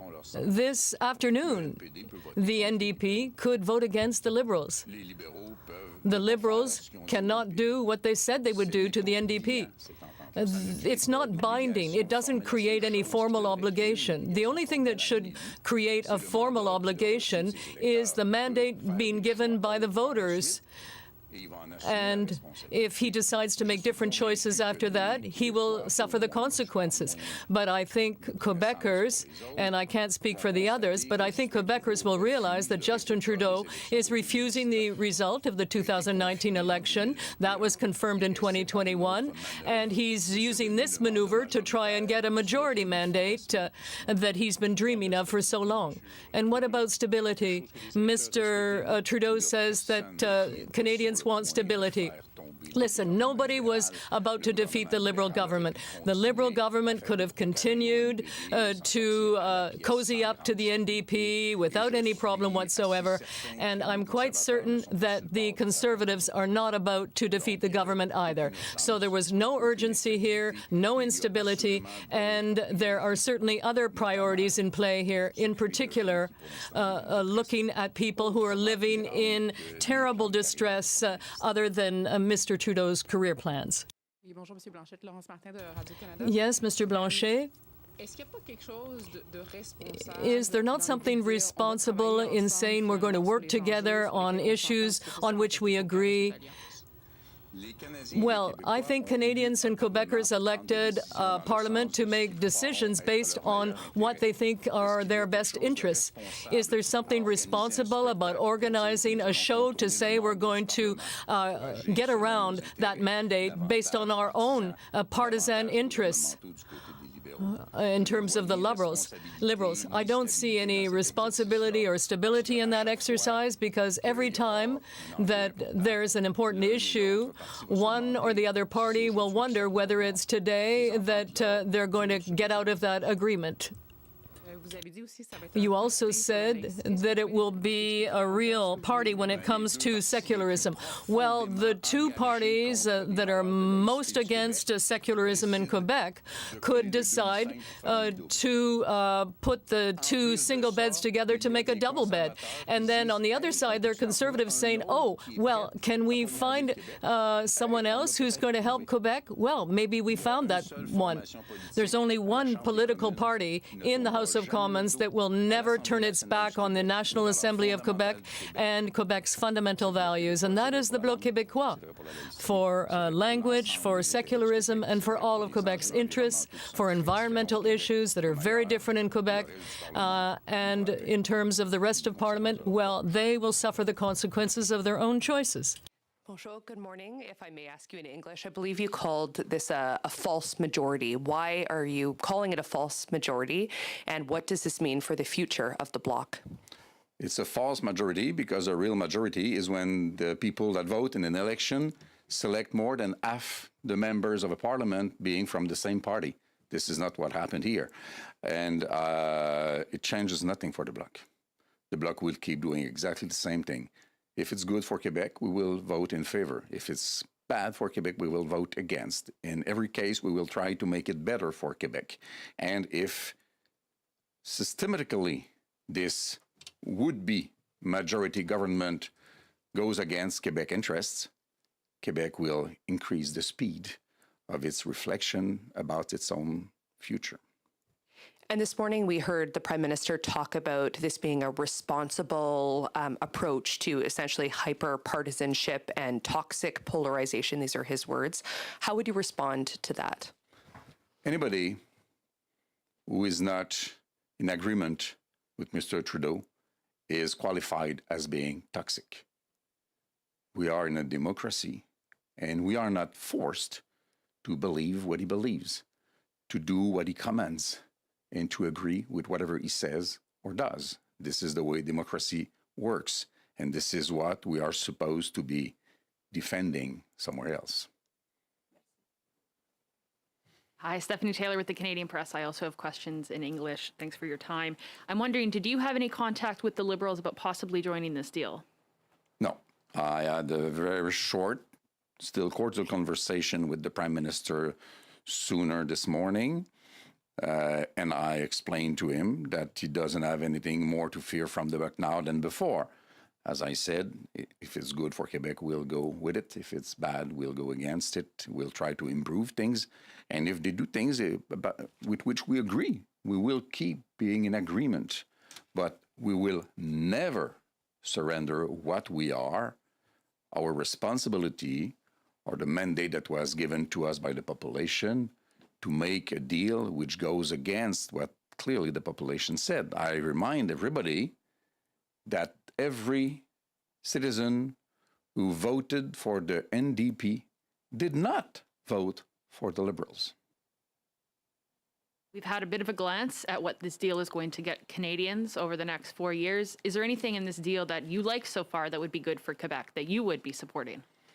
I would fear, if I was living in any Canadian province or territory, as well as it is a case, I live in Quebec, I would fear that this is one of the strongest push in recent history towards centralization of the jurisdictions and powers in the hands of the federal government against the will, and in some cases, the unanimous will of the provinces and territories. Bonjour, M. Blanchet, Joël Denis L'Avance de la Presse. Le soir des élections, vous avez dit souhaiter que ce Parlement fasse son plein mandat de 4 ans. Est-ce que vous ne voyez pas votre souhait exaucé aujourd'hui? Do you see that being fulfilled today? Yes, but a parliament that remains in place for 4 years is one that fulfills the desires of voters. You can't say that the government is going to last for 4 years if 2 NDP members decide they want to support the Liberals. Now, we're not talking about a situation where one government decides or one party decides to take its orders from another party. Now, if I were an NDP member in Quebec, I would be asking questions about whether I could get re-elected in the next election in 2025. And I don't believe this agreement will last then, but what kind of argument could he or she make? What kind of argument could an NDP candidate make at that time? In other words, rather than investing in our own program, we decided to turn our back on who we are. The Prime Minister didn't even hide that. The NDP has no veto over the budget. If it doesn't have one this year, it won't have it next year or the year after that. The NDP has just deprived itself of its ability to vote as a political party in the House of Commons based on an agreement with Mr. Trudeau to move as quickly and as solidly as possible to infringe on provincial jurisdiction. Some people are saying this is a travesty of democracy. Do the NDP and Liberals have to receive some sanction from the electorate on this? Now, the NDP members of Parliament could vote with the government by voting in a piecemeal fashion, and therefore the government should have come to the end of its term without betraying democracy. So we don't know what the next 3.5 years will bring, but now they're saying, listen, we pledge with closed eyes to do what the Liberals want us to do. It's surprising in the middle of a democracy because it's as though they were turning their back on their own mandate. And again, there is not a single NDP voter who voted Liberal. They voted NDP. They therefore expected that they would have a different identity. Not because I have any particular affinity for the NDP, but I find that very surprising. When I talk to Mr. Poilievre, obviously I have nothing in common with him, but he says, this is what I believe in. I think he's sincere and that people know what to expect if they're talking about Mr. Poilievre. Whereas with the NDP, it's very strange to see political parties' program thrown in the shredder in order to serve another political party against which they campaigned 6 months ago.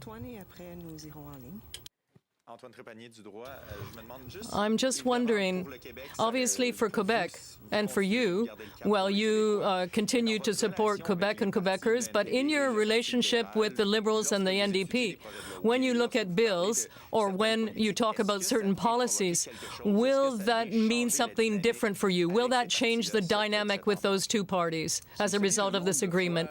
Well, you know, the number of times then we thought we were going to agree with the NDP on a certain topic, and at the last minute we discovered that wasn't the case. This is not a personal reproach, but that in fact happened very, very often. So no, it will not change the way we work. I believe it is through consistency and constancy that we can ensure that Quebecers trust us. And if we're talking about recent polls, well, obviously the Bloc Quebecois is well ahead of other political parties in Quebec, and that's something that hasn't happened for quite some time. So I think rigor, patience, and consistency will continue to mark our way of working, and I think that's really the only way to serve Quebec. Okay, première question en ligne. First question online is David Thurton. Go ahead. Oui, bon matin, Mr. Blanchet. I'm going to ask you this question in English. Do you support increasing defense spending as required by NATO up to 2% of GDP?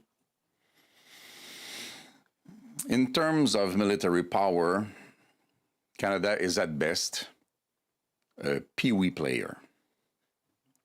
However, we see today, as we haven't seen for decades, that we have responsibilities toward endangered nations, responsibilities that we cannot fulfill in the present situation. I still favor humanitarian help, but I cannot refuse to today Ukrainians and tomorrow who else significant support, which might go through increasing expenses in terms of military capabilities.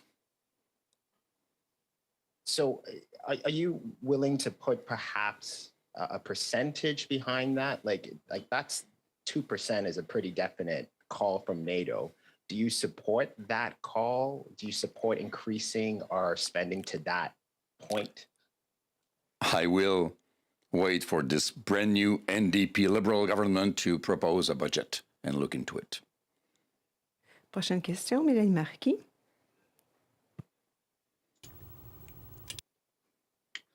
Oui, j'espère que vous m'entendez. Je pense que oui. En fait, M. Blanchet, ma question était Mr. Blanchet, my question is the same as David's. So I'd like you to comment on the 2% target.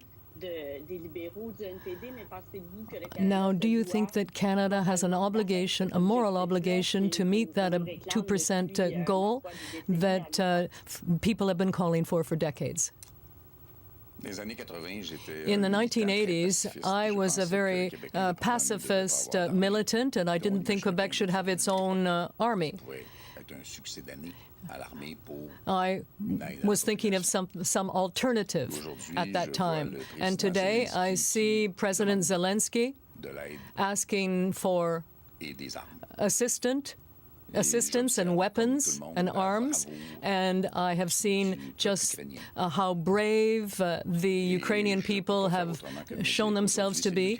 And I must say that today it's Ukraine, but tomorrow it could be someone else, and I believe we have a duty to support those people, even if my preference is always humanitarian aid, prevention.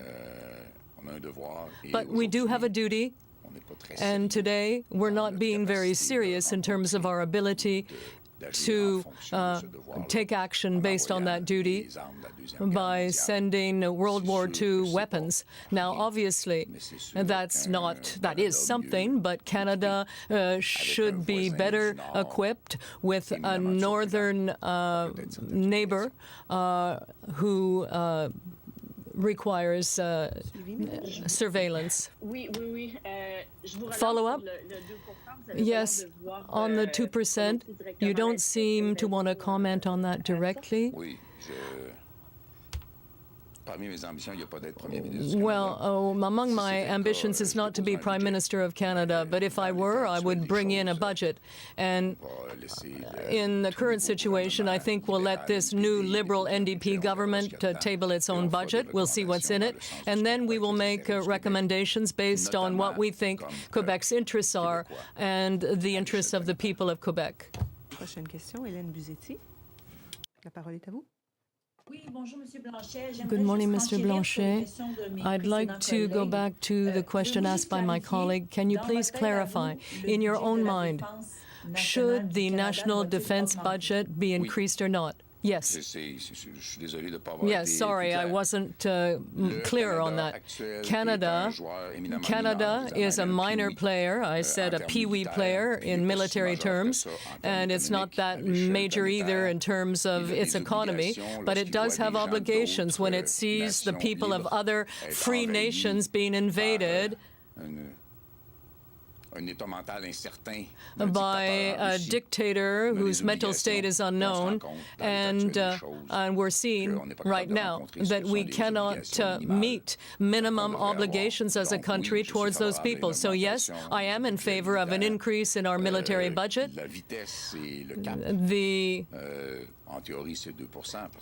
Now, in theory, it's 2%, but how fast we meet that goal is something we'll have to see in the Liberals' proposal. You mentioned your past as a pacifist in the 1980s. I'm sure that a lot of people feel the same way as you do. What do you say to people who have thought of that previously and who today are thinking that in the current context, is humanitarian aid still relevant? Well, I'm putting myself in the position of those people who put photographs of themselves in Ukraine, who are trying to protect their home and their family. And I have to say that perhaps I was wrong in the past. Of course, I still seek peace as much as when I was 25 years old. But looking at those people, it is terribly upsetting, heartbreaking. And I know that there are all kinds of scenarios that people are talking about to develop peace. But the priority for every free nation must be to allow people who are being bombed and subjected to terrorism from Russia to leave Ukraine and save lives. I can't see anything being more important than that at this time. And in that context, yes, we would like Canada to still be the country that can send in blue helmets to ensure that the belligerents stop their action and that peace can reign. But that unfortunately is not the case. And so therefore we have to develop a vision of the role of a very secondary power like Canada, as Quebec would be if it were independent, in this type of conflict. In 2008, the Bloc Quebecois supported the coalition project with Leighton and Dion. Why not this time? Well, we don't make the same mistake twice. I thought that was a pretty complete answer. I think an independent style party can vote because what happens in Quebec is of importance to us, but I see no need for a Bloc member to be on Justin Trudeau's cabinet. Even just saying it brings shudders up and down my back. Thank you very much. Okay, everyone, you're watching CBC News Network, and we've been taking you live to Ottawa to Yves-François Blanchet, the leader of the Bloc Quebecois, who's been reacting to this agreement, this political pact that's been made between the federal Liberals and the NDP. The NDP will get some of their critical policies pushed through, and in exchange, they have agreed to support the Liberal budgets, and this could potentially keep Justin Trudeau in place as Prime Minister until 2025. We're going to get lots of discussion about this over the course of the day, beginning with CBC's David Cochrane and Vassy Kapelos, both of them joining us from the nation's capital. I promised David I would begin with him, so David, I'll start with you. Let me begin with your initial reaction to some pretty strong wording we heard from the leader of the Bloc. Yeah, I think we need to take a step back from some of the comments coming from the opposition parties who obviously have a political motivation in presenting this as some diabolical evil scheme. What has happened here is quite significant, but it's not unprecedented. Even in recent Canadian history, Andrew Weaver, the leader of the British Columbia Greens, agreed to a nearly identical agreement. In fact, this is based on that, to support John Horgan when the New Democrats in British Columbia were in a minority government position. This is significant, Jagmeet Singh's support for the Trudeau Liberal agenda, but it is not absolute. It's all conditional on progress on a series of issues that are spelled out in a publicly released document and agreement between the government, between the various parties, that will give sort of a majority light status to the Liberals going until 2025. Now, if you look at this, Yves-François Blanchet was saying that, look, people voted for the NDP, they voted for the NDP, they did not vote for the Liberals, but people who voted for the NDP did vote for a dental plan, cheaper pharmaceuticals, action on housing, climate, sick leave, a just transition for energy industry workers, work on reconciliation, tax changes on windfall profits for large corporations, and even changes that are being proposed here to make it easier to vote. So this deal lasts as long as the Liberals live up to their words to make progress in these areas. There is significant overlap philosophically and policy-wise from what the Liberals have campaigned on and talked about. The dental plan, which Vassy broke the news of last night, would be the most significant sort of new addition to the policy mix here, and really the centerpiece in terms of where the money is going to go in this agreement. But what is happening here is perfectly acceptable and legal in minority parliaments. It happens in other countries all the time, and it happened in British Columbia not that long ago. So while it's being portrayed for political motivation as some appalling secret deal to keep Justin Trudeau in power, this sort of thing happens in Canada, this sort of thing happens in other parts of the world, and those democracies continue to function just fine. David, we're going to leave there. And Vassy, I promise I'll come to you next, but we have to hear from this man. This is Jagmeet Singh, leader of the NDP. Let's listen in. Press conference with a speech by the leader of the NDP. Then there will be 30 minutes of questions in the room and on Zoom. Speech from Mr. Singh, then about 30 minutes of questions in the room and on Zoom. Mr. Singh, la parole est à vous. Merci, thank you. You have the floor, Mr. Singh. We've had a really tough 2 years as Canadians. Speaking with a lot of people, and they talk about how it's been tough. The pandemic has been really hard on a lot of people, and the cost of living going up is making it really hard on folks. And then we've got a war where people are feeling less safe.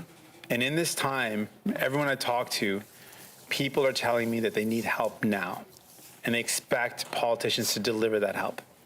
And that's exactly what we're doing. We're using our power to get help to people. We are getting help for people that need their teeth fixed. We're getting help for people that need to buy their medication and can't afford to. We're getting help to people that need to find a home to call their own and can't afford one. We're getting help to people dealing with the climate crisis and making sure that we do everything we can to build a better life for people. This is our obligation. I got into politics to help people. And I think about all the folks that I've met, people that came to me with their hand over their mouth because of their teeth not being in good health. The seniors I've spoken to that could not afford medication because they just don't have the budget to afford it. Young families that can't find a home. These are people that are worried, and kids are worried about their future. They're worried about the climate. And what we've been able to do is to use our power in this minority government to get help to people, to get to help to people in this difficult time. And I want you to know, we've got your back. We're here for you. We hear you, we see you, and we're fighting to get you that help, and we are delivering that help. On a parlé avec plusieurs personnes pendant ce temps difficile. We've talked with many people during this difficult time. They've shared their stories. They've been through 2 difficult years with the pandemic, with an increasing cost of living, and with a war that's making everyone feel less secure. And during these difficult times, people have said they need help now. They want politicians to work together, and that is exactly what we said we would do. We have used our power, and we will use our power to help people now. We will deliver the goods for people. We will use our power to help people take care of their teeth, afford medication, and find affordable housing. We've been using our power, and we will do, for more work on climate change. And this is what people deserve. But we will continue our work. We will continue fighting for people. The work isn't finished. This is not a destination, but a starting point. And we're going to continue to fight. We're not going to let the Liberals off the hook. We're going to continue to fight to make sure people get the help they need. So in this difficult time when people needed help, we are using our power to get them that help. We're making sure people get help to get their teeth fixed, to get the medication they need. And we're not going to let the Liberal government off the hook. We're going to continue to fight hard for people and continue to make sure we hold them to account to deliver these things that people need. Merci. Thank you so much. I'm ready for your questions. Alors, on va commencer les questions. So we'll begin with questions, a question, then a follow-up. And there will be Zoom questions afterwards. So I would ask people who are on Zoom to raise their hands to let me know if they want to ask a question. On Zoom, I would invite people joining us by Zoom to use the raise your hand function now so we can see you. On va commencer avec Christian Noël de Radio-Canada. We'll begin with Christian Noël. With Radio-Canada. Hello, Mr. Singh. During the 2019 election campaign and during the 2021 election campaign, you said, we can't trust Justin Trudeau. So how can you make the change you've just made? Well, we have a document. It's a public document, and everyone can look at it and see what we have accomplished. And this is a document that will be used to analyze and verify the government's actions. We have an agreement. It's a document, which is a tool we will use to continue to fight for people. I want to say again that the fight isn't finished. But we've started. We started on the path to deliver goods for people, to help with dental care and pharma care, to deal with the climate crisis, the housing crisis. We've struck out on this path with a document which will hold the Liberals to account. That's what we have done, and that's what we will continue to do. English on that? Okay. Vous avez, selon les autres partis d'opposition, according to other parties, there have been several attacks since this agreement was announced. You've been attacked for giving carte blanche to the Liberals. What do you say? Well, this is not at all a carte blanche. We will remain an opposition party. We will continue putting questions to the government. We will vote against things. We have that power, and we will continue to use it. We have tools to make sure that the government will do what it's promised to do. We'll use our power to help deliver the goods and to guarantee results, but we also have the option of withdrawing our agreement. But we have this document, and we have negotiated a way of delivering for Canadians. That's what they've asked for, and we will continue to do our work. Hi, good morning. Back in the fall, you were asked many times about working with the government, and you said that you were essentially leaving the door open, but you were going to take it bill by bill. Can you explain to Canadians when did these talks start and why did they come about?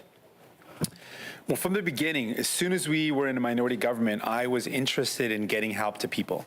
I wanted to use the opportunity that we had in government to help people. That was always my goal, and it will always be my goal. And early on, we had discussions about how we could deliver help to Canadians, how we, New Democrats, could fight to get help to people, and how we could push the government to do that.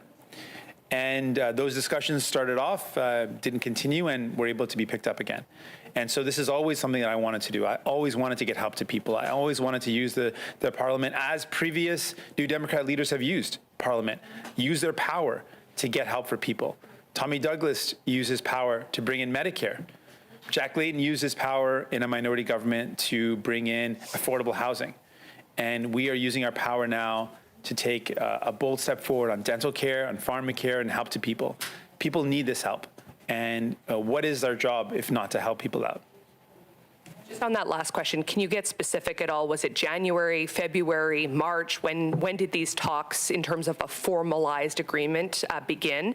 And I'm wondering, the Prime Minister also spoke about essentially that this is a responsible agreement to combat hyperpartisanship and toxic polarization. What role, if any, did the convoy that we saw in Ottawa figure into these discussions?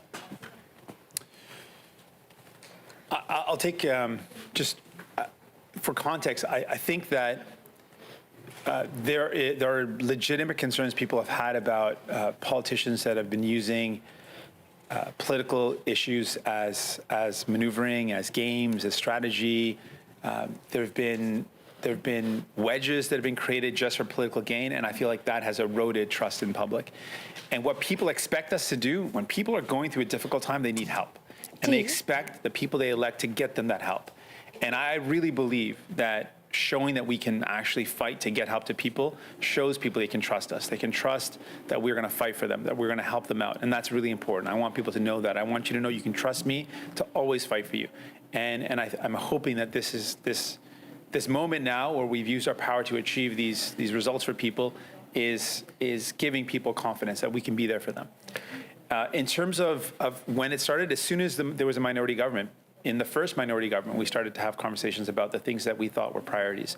And then again, when we were re-elected in another minority government in 2021, right away in the late fall, we started talking about what our priorities would be in a minority government. And so those discussions happened right away. And they took some time, and there were some pauses and gaps in between, but we were immediately interested in using this opportunity to help people, to using our power to get people the help they need, and that's what we've done. Crystal, The Global. Hi there. Thank you for taking my question. There are a lot of major promises outlined in this deal, including pharmacare and dental care. What is your specific plan if the Liberals fall short on what you agreed to? Well, the accountability mechanism is that we've got this document that lays out what our priorities are, and we will be evaluating every budget, every decision made with this document. And it's publicly available. People can see exactly what we fought for. We fought to get people dental care. That's going to start with kids under 12. And so we want to make sure that every kid in this country that doesn't have dental care gets it. These are really important things, and we really believe in using everything we can, doing everything we can to achieve them. We want to make sure people get the help they need, and we've got a document that we're going to rely on, and we're going to hold this government to account. We're going into this eyes wide open, and I want that to be clear too. We know that it'll take continued work, continued pressure, and accountability to achieve these results. So we're going to continue to fight every step of the way to get people the results that we fought for so far. But how are you going to continue to do that if they fall short on their promises that they gave you? Just give me 1 second. If they fall short on what we've agreed to, then the deal doesn't continue. That's why we've got this deal in front of us. If they don't deliver on what we have fought for, if they don't deliver on what Canadians need right now, then they have not held up their side of the bargain. But I'm going into this with a strong conviction that we can get this done. I'm going into this with a strong belief that we're going to continue to fight hard, and we are going to force these results for Canadians. And we're going to make sure people get the support they need. We're going to make sure people can get their teeth looked after. We're going to make sure people can afford their medication. We're going to make sure that people can find a home they can afford. We're going to fight hard for these things. These are important problems in people's lives that need help, and we are fighting to get that help. Inès Lombardo, Franco Presse. Franco Presse. Good afternoon, Mr. Singh. Now, if I've understood properly, this document is based on the will of both parties, and the agreement will last till 2025. What would it take? What did it take for the NDP to support this agreement? Well, we began on this path with goodwill, and we want it to work because it means delivering for Canadians. We want to accomplish great things for people, and for me, it was the time to help people in their lives, and we want to use all the power we have. And the details of the agreement include mechanisms. We'll continue working hard, we'll continue fighting, we'll continue making sure that programs are put in place for people. And if it's not the case, then we can say, you promised to do this, you didn't do it, and then we would be able to withdraw. But we're beginning with goodwill. We want it to work. Monsieur Trudeau a évoqué tout à l'heure Earlier, Mr. Trudeau talked about daycare. But there are no linguistic clauses with respect to francophones outside Quebec. Now, will this agreement include your support for the bill on the official languages bill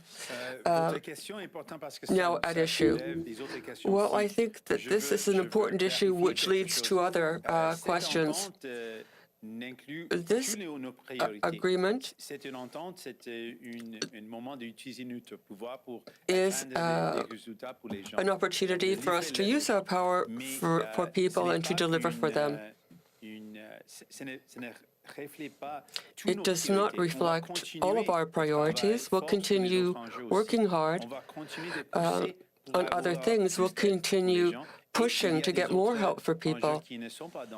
But there are some things that aren't in the agreement with respect to official languages and the importance of making sure that people have access to services in French and that there be protection for official languages, in particular for francophones.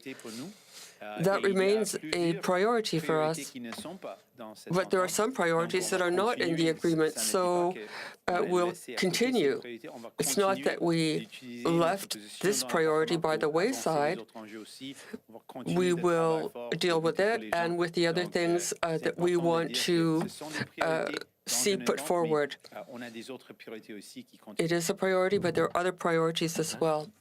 Hi, Tessie Sanchi, Hill Times Research. I'd like to ask about the healthcare components. Mr. Singh, you've been very clear and publicly said many times that when it comes to pharmacare, when it comes to long-term care, you want to see them fully in the public system. How, in terms of this agreement, is that like a deal breaker? Have you had those conversations about ensuring those programs are fully public, or is the NDP willing to agree to a mixed public-private plan for both? So for pharmacare, we've been really clear, and the Pharmacare Act that we want to see passed is based on the principles of a universal and public pharmacare program. We believe that everyone should have access to medication, and that's fundamental, and that's the next step in our healthcare system. And what we've done today is used our power to move that forward, to deliver pharmacare for people, to move that forward in a really meaningful way. That's important to us, and that will remain our priority. It is also the government's Commission report's recommendation. So their own Commission report recommends a universal public system. We believe that's correct, and so we'll continue to push for that. I also just want to mention what's, I think, something worth noting, that it wasn't less than a year ago that the Liberals voted against our dental care program that we were able to put into this agreement. That's something that they voted against not a year ago, and we were able to fight to get that. Pharmacare is something both the Liberals and the Conservatives voted against just 2 years ago, and now we're moving forward with it. So these are two priorities of ours, both dental care and pharmacare. In fact, both the Liberals and Conservatives voted against it, and now we're moving forward with it. So these are our priorities. We did not give up. We will not give up. We will never give up. We're going to continue to fight to make sure people get the help they need. Yes, but to follow up on that. Long-term care. Yeah, please, and yes. on long-term care, it remains our position that private care has clearly been demonstrated as the worst care. It's clearly demonstrated that people were put second to profits and that our loved ones, seniors, did not get the best care possible in for-profit homes. And it remains our position that there should not be for-profit care of our vulnerable seniors. Absolutely, that remains our position. And what we fought for is a long-term care act, and that act should include what is the best practices, what are the guarantees to make sure seniors get the best care possible. So to follow up on that, does the deal break if the Liberals say no, it's going to be private, public? And just a really quick follow-up question on, you said you were willing to pull out of this agreement if they don't follow through. Some of the markers are for 2022. Take dental care for 12-year-olds. We're in March. Doesn't look like anything started. Like, how quickly can you start to think about, you know, maybe pulling out because the Liberals aren't upholding their part of the deal? Very fair question, but I want to just start off. I'm going into this because I want to get this done, because people need the help. So my approach isn't to find ways to tear it down before it begins. I want to find ways to make this work. And I understand, and I want folks to understand, this isn't the end product. This is a starting point. This is our ability to use our power to get results for people, but we're going to have to continue to fight for it. And that's why we're going to continue to put pressure to hold this government to account. We're not going to let them off the hook just because we have this deal. We're going to continue to fight. And I'm approaching it with the understanding that I'm going to have to fight every step of the way to get more help to people. But I am hopeful that the deal will be honored. But it is true that at any point in time, we are able to withdraw our support. I'm not going into this with that in mind. I want this to work. I feel like, and inserting a marriage example here, I'm not going into this hoping for it to fail. I want it to work, but we're going into this eyes wide open. We have full accountability. We have the ability to withdraw support, and but we're hopeful that it works because this is in the interest of Canadians. It's in the interest of people. It's in the interest of kids that they get dental care, and I want that to happen. The first step that we will be able to evaluate this, the first step will be the budget. And so we will look at the budget and assess the commitments that we want. Are they in the budget? Are there costs there? That will be the first test of this relationship. Alex Badingal, Toronto Star. Just, Mr. Singh, you keep saying that you still have priorities that are outside of this agreement that you're going to keep pushing for. But haven't you given away your leverage in a minority parliament by saying you're going to support Liberal budgets, you're going to support them on confidence votes? How will you actually secure things that are outside of this deal that you want, including things like the wealth tax or whatever other campaign promises, if you've promised to support their budgets? Well, we have some evidence not too long ago. In the beginning, the first minority government in 2019, we did not want to cause an election, but there were a number of pieces of legislation that needed to be passed. And we were able to use those moments to negotiate for more and to fight for more. And so it wasn't limited to budgets or confidence motions where we were able to fight for additional things. If you know New Democrats, you know that we are fighters. If you know me, I'm a fighter. I'm going to fight every step of the way to want to get these things for people right now, but to continue to fight for more. People need more. My team wants to deliver more. They're not satisfied with just getting a little bit of help to people. We want more help. And that's who we are. That's who I am. So we're going to keep on pushing. We're going to keep on fighting. And there are going to be moments where we disagree. And that is a part of this agreement, that we are going to disagree. But we're hopeful that there are going to be opportunities outside of this agreement where we can actually get more for people. And we're going to continue to do that. And we've done that. And I can point not too long ago. We were able to, in the first minority parliament in 2019, we were able to get help to people. The paid sick leave, starting that was something that was done outside of a confidence vote. We were able to get more help through CERB. That was outside of a confidence vote.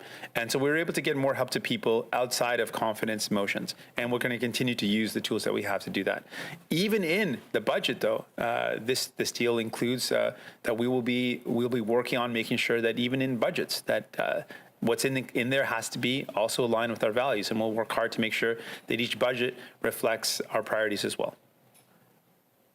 And just on climate action, the section in the deal on climate action, can you walk us through what exactly is in there specifically that you've secured to happen that wasn't already going to happen anyways? Certainly. This is a vital question of our time, and so we push for increased action on reducing our emissions, legislation on just transition. This is legislation that we've pushed the government to do. On fossil fuel subsidies, we campaign on making sure they were ended. The Liberal government has not done the best job of ending fossil fuel subsidies, so we have secured a commitment to end fossil fuel subsidies. The Liberals were initially promising to do it later on by 2025. We have included in this agreement that we should see, of the two that we campaign to remove immediately, that one of them should be removed by the end of this year, by 2022. So a significant move on public financing of fossil fuel sector projects, new discoveries, and those subsidies should be removed. We've also pushed for an energy retrofit that targets low-income and multi-residence apartments. And this is an approach that many progressives and environmentalists think it's really important to support those who have less means in order to make their life more affordable, but also to reduce emissions. So a progressive retrofit program is also included in this deal, as well as commitments to, again, reduce emissions and to meet our targets. On va essayer de garder les réponses et les questions courtes, s'il vous plaît. Please keep questions and answers short. You're talking about helping Canadians, but I'm wondering if you're concerned that you're going to be helping the Liberals with this deal, that you're going to be perceived as the junior partner, and that when election time rolls around, the Liberals are going to say, we delivered pharmacare, we delivered dental care, so vote for us. Well, on dental care and pharmacare, it's pretty easy to make the argument that this is 100% New Democrats. We've got some really good evidence. Not a year ago, folks on my team have been saying months ago, I think it was like 9 months ago, the Liberals literally voted against our dental care plan. The exact dental care plan that is in this agreement right now was voted against 9 months ago. We put forward, by both the Liberals and Conservatives, we put forward our pharmacare plan, our pharmacare act, 2 years ago, and that was voted against by the Liberals and the Conservatives. So it is very clear that these are things that would not have happened but for New Democrats using our power to secure for people the ability to get their teeth fixed and for people the ability to be able to afford their medication. These are New Democrat, but more importantly, this is help for people, and this is what we've done for people. But, that's a legit concern. People might say, someone else did it, not us. Frankly, I don't care. I want this to be done because I think it's good for people. I want to get help to people because I know they need it. I've heard so many stories from people, and I'm sure you've heard the stories as well. People that can't afford their medication. Seniors have to cut their pills in half. I literally met a woman in my campaign, in my constituency office, who had her hand over her mouth the entire time we spoke and said, I don't need a handout. I'm working hard. I'm a single mom, but my teeth are messed up and I'm so embarrassed. I'm so embarrassed by my teeth and I can't afford to get them fixed. I want her to be able to fix her teeth and to get the help she needs. And that, to me, is the most important. The reason why I got into this job was to get help to people, and we are doing that in this agreement. And I know that there's concern, well, you can't breach caucus confidence now, but how tough a sell was this inside your own party? What did you have to tell people to make them accept this deal? Well, people were very enthusiastic. These are things that New Democrats have long campaigned for. People also raise the concerns that we're going to need to hold the governments to account. And people raise concerns that we need to do more. I agree with all of that. We absolutely are hopeful about this real significant and substantial victory for people. This is going to be help that people need. I also know that there's more that we need to do, and we're going to continue to fight for more. And we're going to have to hold the government to account to achieve this. I'm going into this eyes wide open, and we're prepared to do that as well. All of those three things apply, and our team is looking forward to doing the work that we need to do. We're going to have to go to Zoom for a moment. I will try to come back to the room after if we have time. I think we will have time. Okay, let's start with Mélanie Marquis, La Presse, c'est à toi. Mélanie Marquis, La Presse, you have the floor. Thank you. Thank you, Mr. Singh. You said that the first test for you in this alliance would be the budget. So there may be, it seems that there will be an increase in defense spending. What do you have to say to that? Well, our position has always been that the Canadian Armed Forces must have the resources they need and the tools they need to do the work we ask of them. And that's always been our position. We know that we are in a far less secure world, and we have to be able to deal with that reality. Our position is that there are several things that we can do, things we've done in the past that were effective to make the world more secure. Through peace, diplomacy, international development. And we have said to the government that investments in the Canadian Armed Forces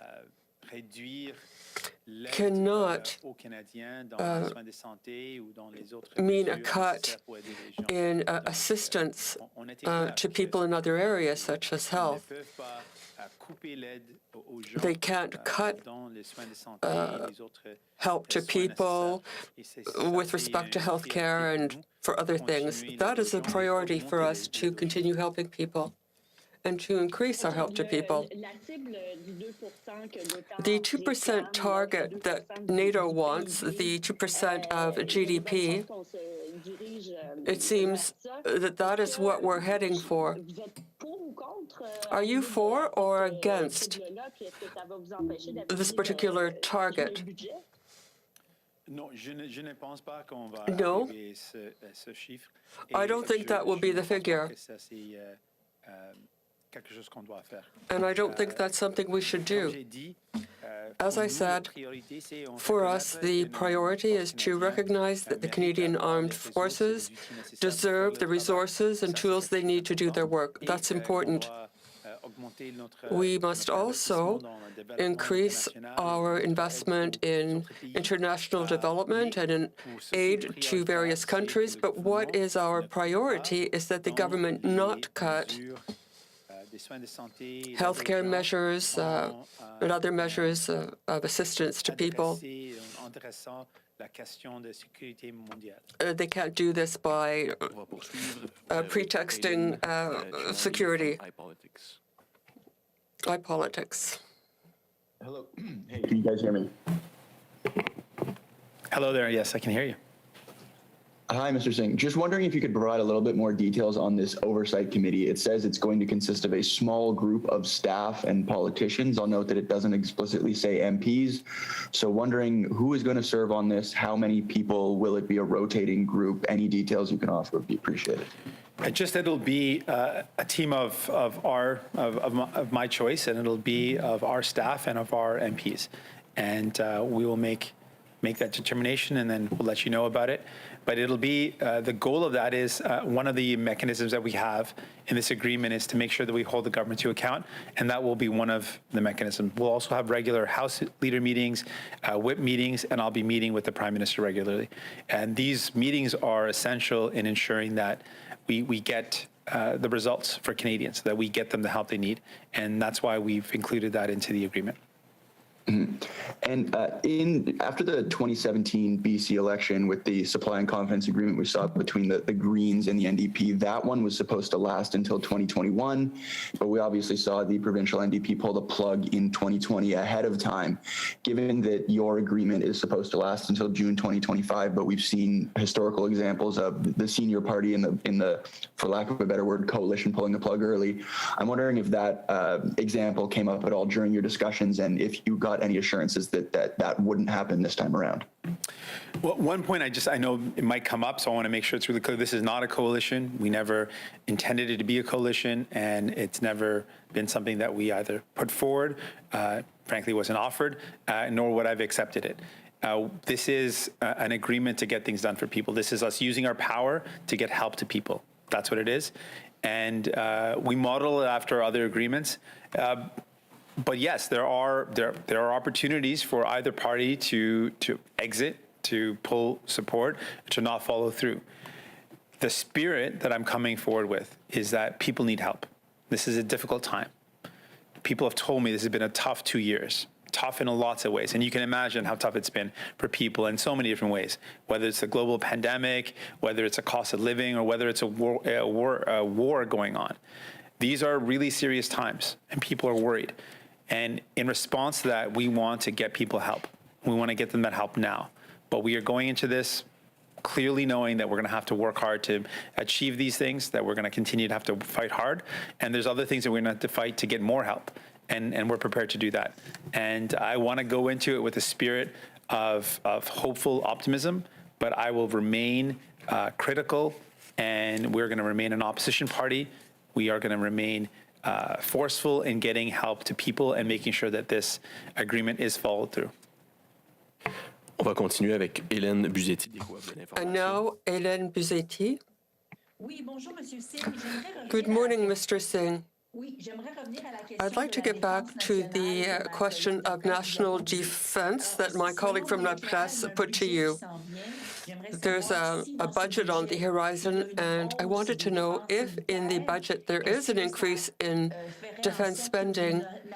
Would this be enough for you not to support the budget? Well, what I said we have priorities. The government knows that we have priorities. Yes, we know that our armed forces need the necessary resources and tools to do their work. That's number one. Number two, we recognize that Canada has played a role internationally to make the world a safer, more secure place. And we want Canada to continue to do so. In the past, there have been investments in international development, in humanitarian aid to countries that need it.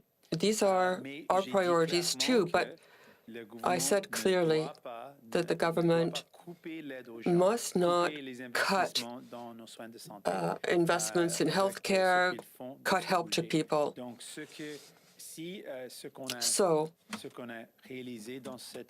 if what we agreed to in our document, well, the promises are there, and the investments should be there for healthcare to help people fix their teeth, for example. And this is an example of our will to continue along this way.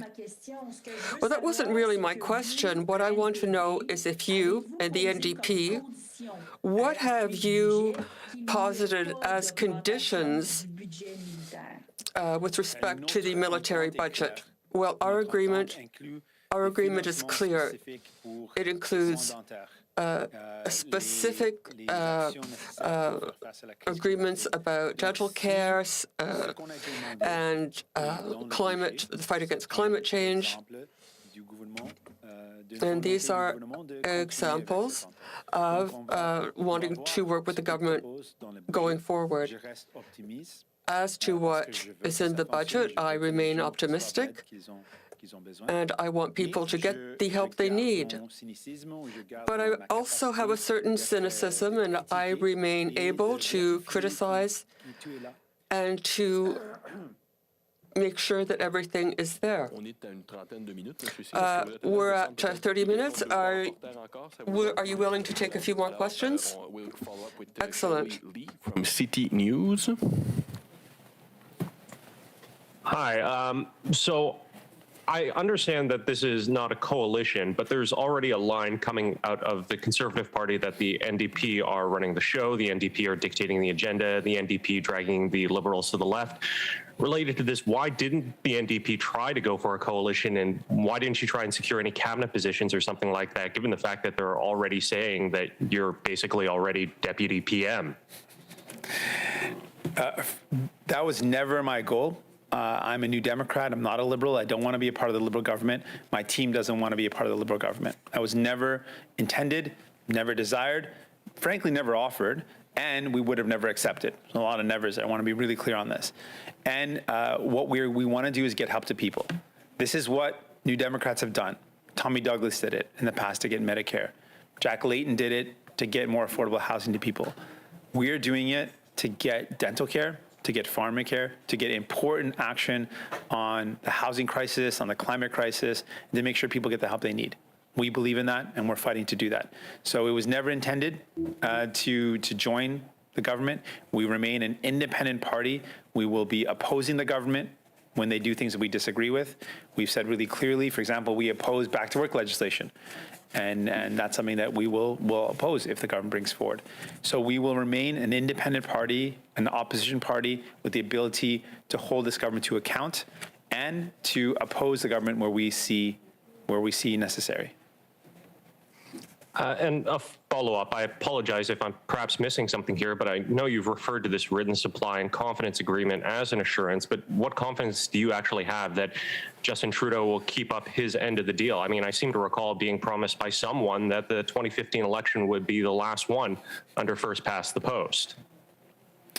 Well, we all have the document. It's a public document, and you're going to be looking at it. I'm going to be looking at it really carefully and evaluating the decisions that the government makes. I understand the questions, very fair questions, but I'm going into this because I want it to work, because I want people to get help. That is my team's priority. That is my priority. We want people to get help. We want people to be able to fix their teeth. We want people to be able to afford medication. We want people to be able to find a home, and we want to do our part to fight the climate crisis. These are all priorities for us, and we want this to work. But our tool is, if it doesn't work, then we withdraw our support, then the deal is off. But I'm not going into it thinking that. I'm going into it thinking, let's make this happen. Let's work hard. Let's fight hard. I also want to be clear. I don't think that this is finished. This isn't the finish line.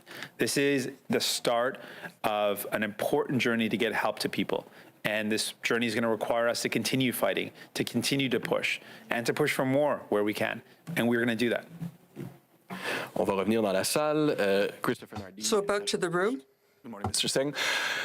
I have to say, I fundamentally still don't understand why you did this, because I look at it, and you said hyperpartisanship was preventing a lot of stuff from moving in the House, but hyperpartisanship is a two-way game, right? And if both parties agree on something, then they can go forward on it, partisanship or not, whereas you didn't want a coalition, so you didn't want to sit at cabinet. Why weren't you able to achieve these things through regular negotiations instead of now basically forming what is a quasi-majority Liberal government? I don't understand why you couldn't already do this.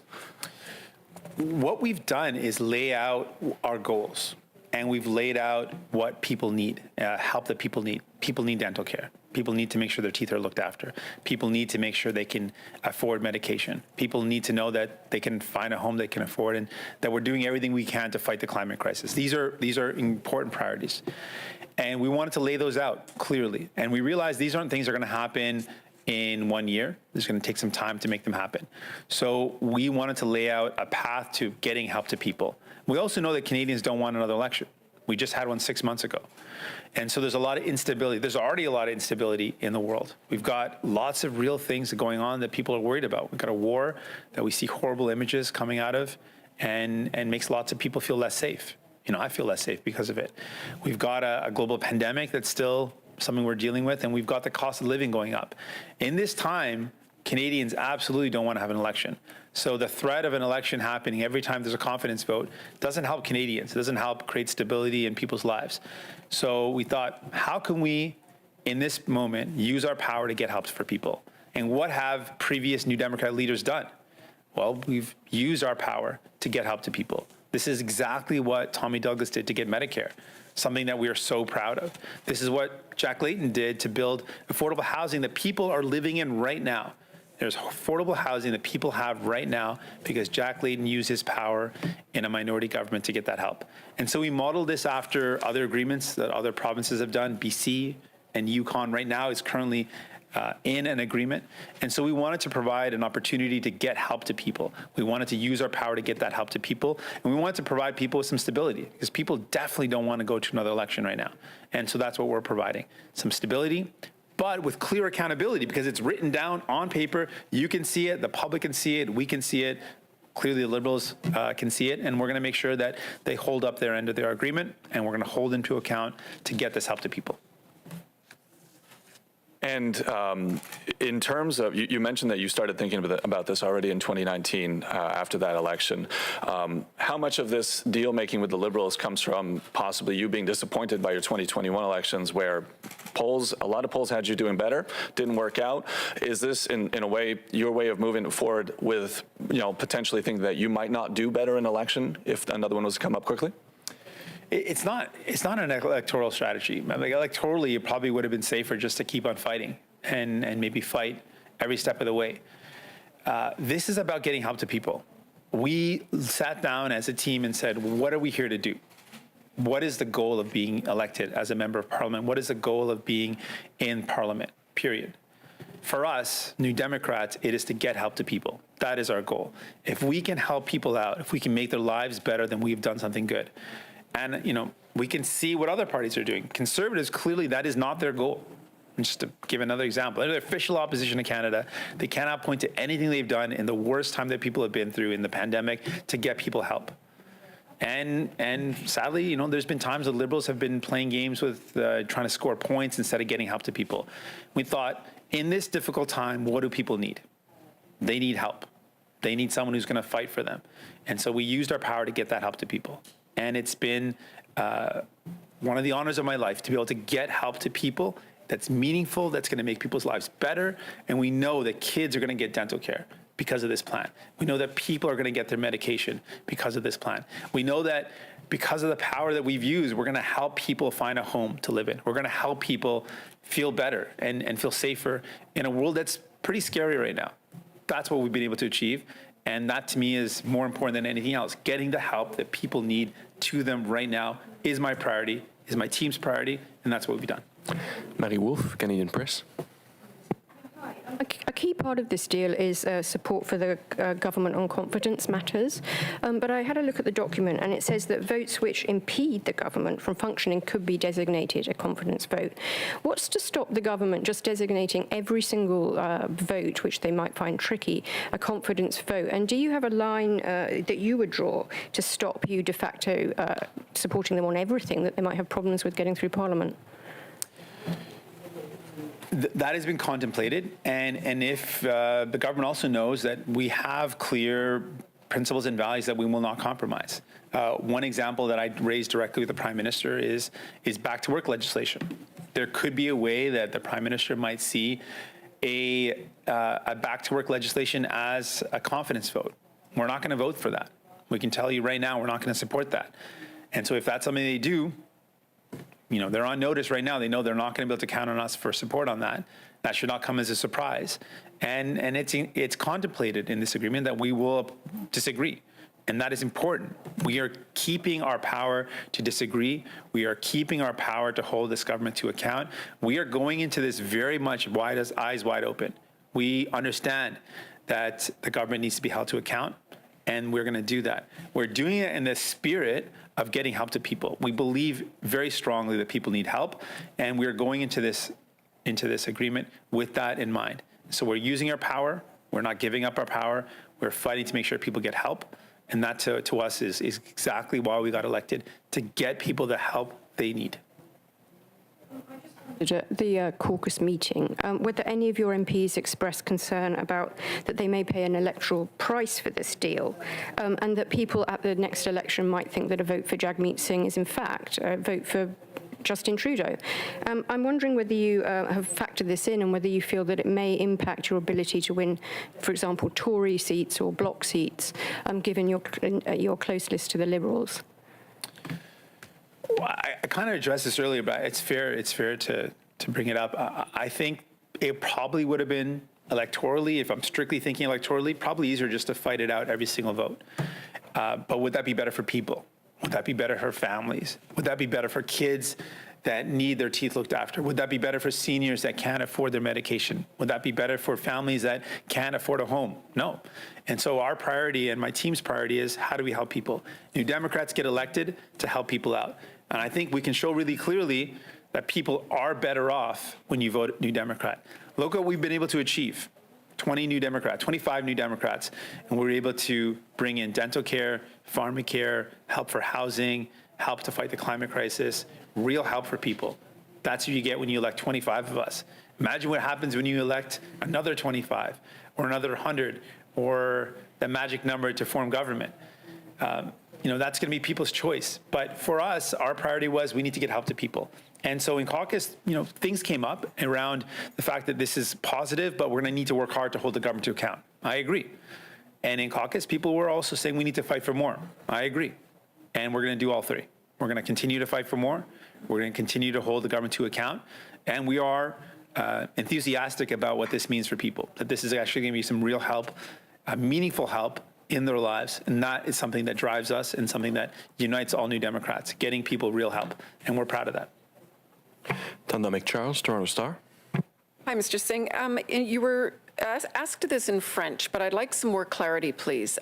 You said that the 2% of GDP spending target that NATO and all our allies are looking to Canada to reach.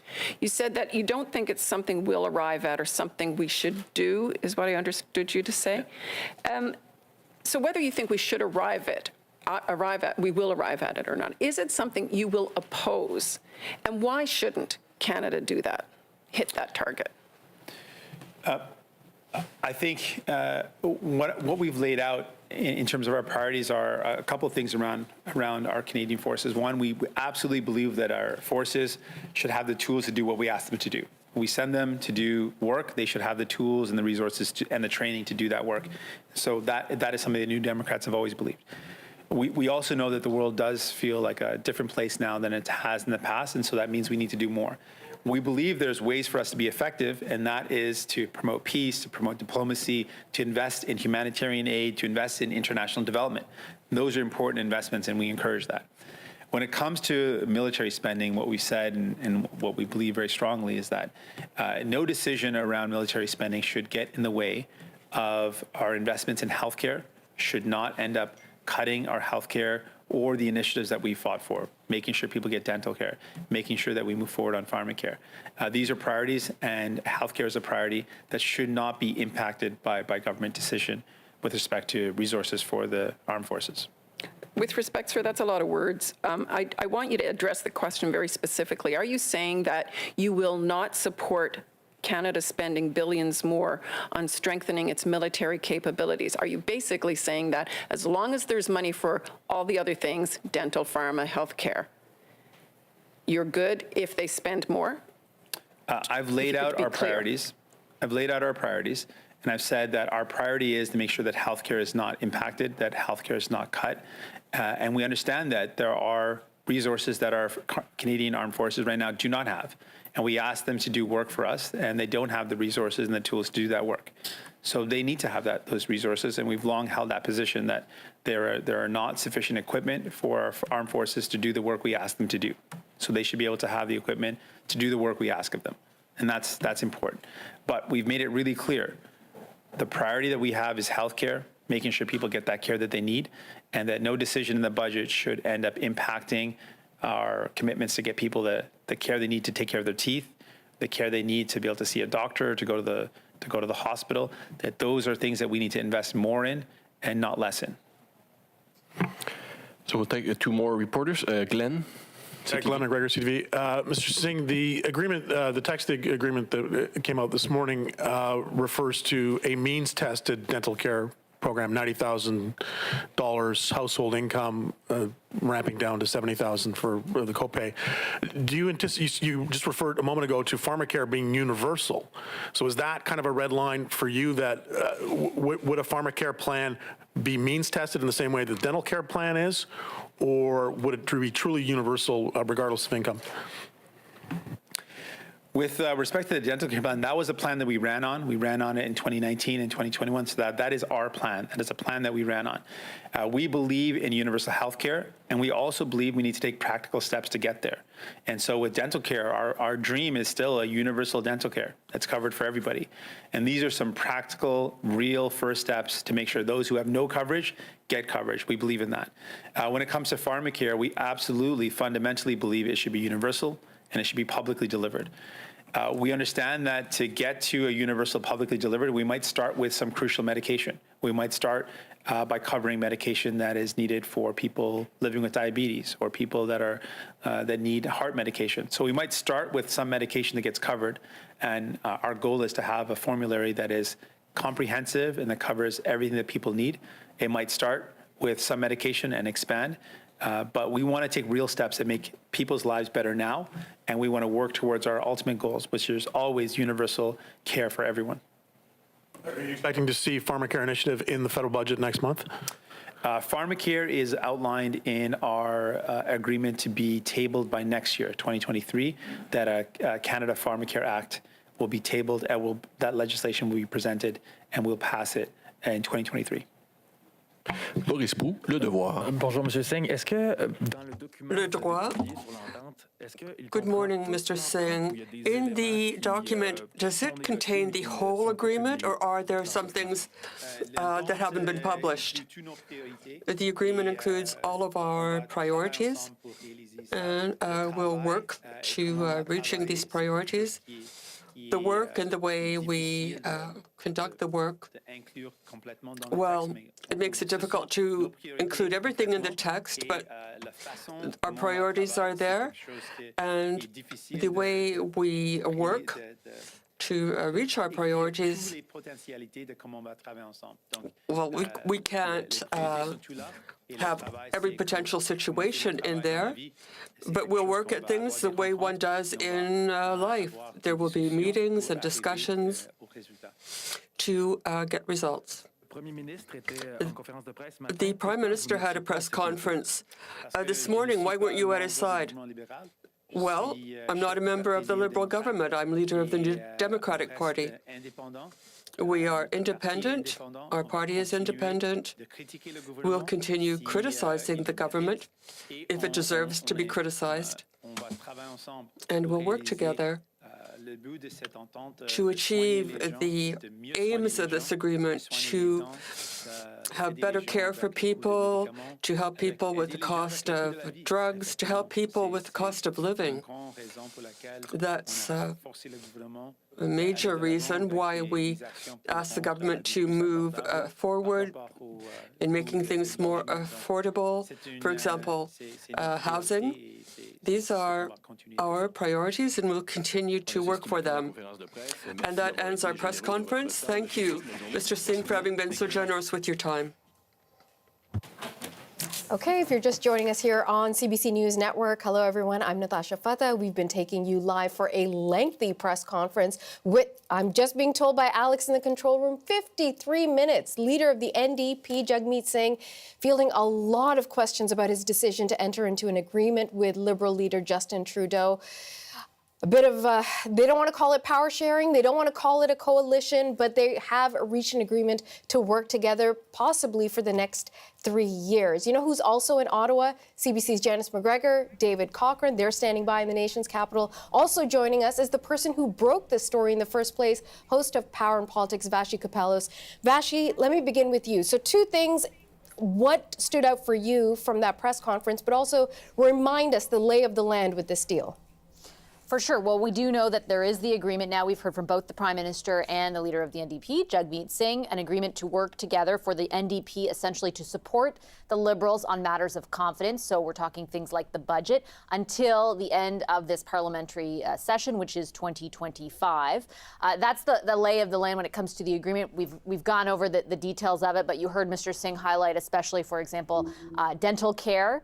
This is essentially the adoption of the NDP's platform in the last election where dental care is concerned, as well as things like pharmacare. What stood out to me in particular were the number of questions directed Mr. Singh's way about what would make the deal fall apart. Essentially, like, at what point does Jagmeet Singh say, hey, actually, this is the move by the Liberals we can't support, and we're going to pull out of this. And I thought that some of his answers were instructive in that regard, insofar as Mr. Singh said, used the analogy of a marriage, right? He's getting into it, hoping that it's going to work out, but that doesn't mean in all cases that it does.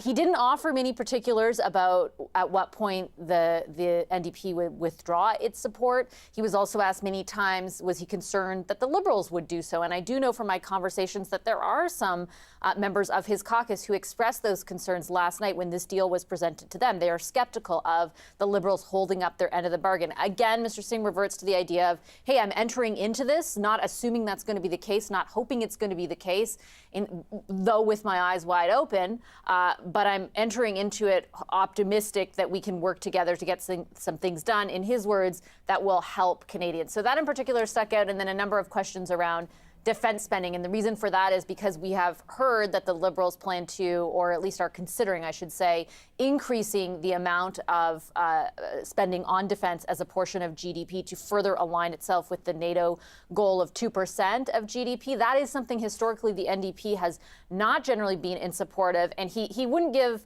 a direct answer, but I think we can draw from his answer that he would not oppose the budget if defense spending increases, as long as there are not cuts to areas he would prioritize, and he named healthcare specifically among them. Okay. Let's turn to Janice. Janice, what stood out for you? Well, I want to hearken to something that some senior NDP voices have been saying all morning, talking about how former leaders of this party, people, legends in their view, like Tommy Douglas, would be so pleased to see this deal because Medicare, so sacred for NDP voters, was always intended to include things like dental care, pharmacare, which is also mentioned in the text of this agreement with the Liberals today. That would be a big deal for Jagmeet Singh to be endorsed and approved of in that way by the senior voices in this party after the criticism of him in the last election, which was that they put all that work in, all that effort, all that money, and he just got one more seat. Today is a good day for Jagmeet Singh. Today is a big step towards showing people in his party that they can deliver results, they can get things that progressives wanted to see in this country. And so I'm struck by that context. I also was struck, though, earlier this morning when Yves-François Blanchet was cautioning the NDP, saying, look, there is a real possibility that by 2025, they could kind of just be absorbed in this process. They might not have a party left, he said. He said that the Liberals could see a way to get a majority of their own at some point, and they will just chuck the NDP right under the bus, and that he thinks the NDP are being naive, and they need to recognize that the people who voted for them did not vote for the Liberals, questioning whether this was really a smart move tactically. So you see the two sides of the argument. You don't, if you're Jagmeet Singh, want your party to be seen as kind of just like the Liberals are propping them up because some of your supporters really don't like Liberals. On the other hand, though, you've got to prove that there's a point to you. And there's a reason to vote for you. And in that respect, I think today's deal is very important for him. David, your take on this? I think 2025 is a very long way away. If you cast your mind back to the spring of 2019 and try to contemplate where we are right now in 2022 with Europe at war and in the final stages, hopefully, of a lingering pandemic, it was impossible to see it. So really, this is being propped up, being described as a four-budget, multi-year deal. We'll see. We'll see the next budget we expect in the next couple of weeks, whether they're going to have time to make good on some of these promises, starting with dental care, which is really the teeth of this agreement, to have something on that happening as soon as this year. But when you break this all down to its component parts, there's really kind of something in this for all the major parties, including the Conservatives. The Liberals get what I would call majority light. They get stability and predictability to implement an agenda along the lines of what they've agreed to with the New Democrats. And the question I have is whether that allows them to reload and reset for Justin Trudeau to run for a fourth time in a general election, or if this buys them the stability they need to have a orderly leadership process to move past Justin Trudeau. Now, I know the Prime Minister said this morning that he intends to lead the Liberals into the next election. The minute he says something different than that, unity and cohesion falls apart inside the cabinet as people start jockeying to be his successor because it fires the starter pistol of a race.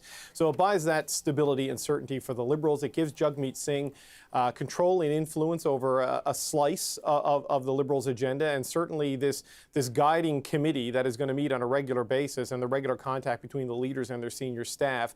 He'll have a line of sight into what the government is thinking and some influence on where the government is going based on, at least the terms that are spelled out in this deal, because not only does he promise to support the Trudeau Liberals until 2025, the Liberals promise to govern until 2025. So if they pull the plug and call an election earlier, they are also in violation of this, and it proves that their word is not worth the paper that it's written on.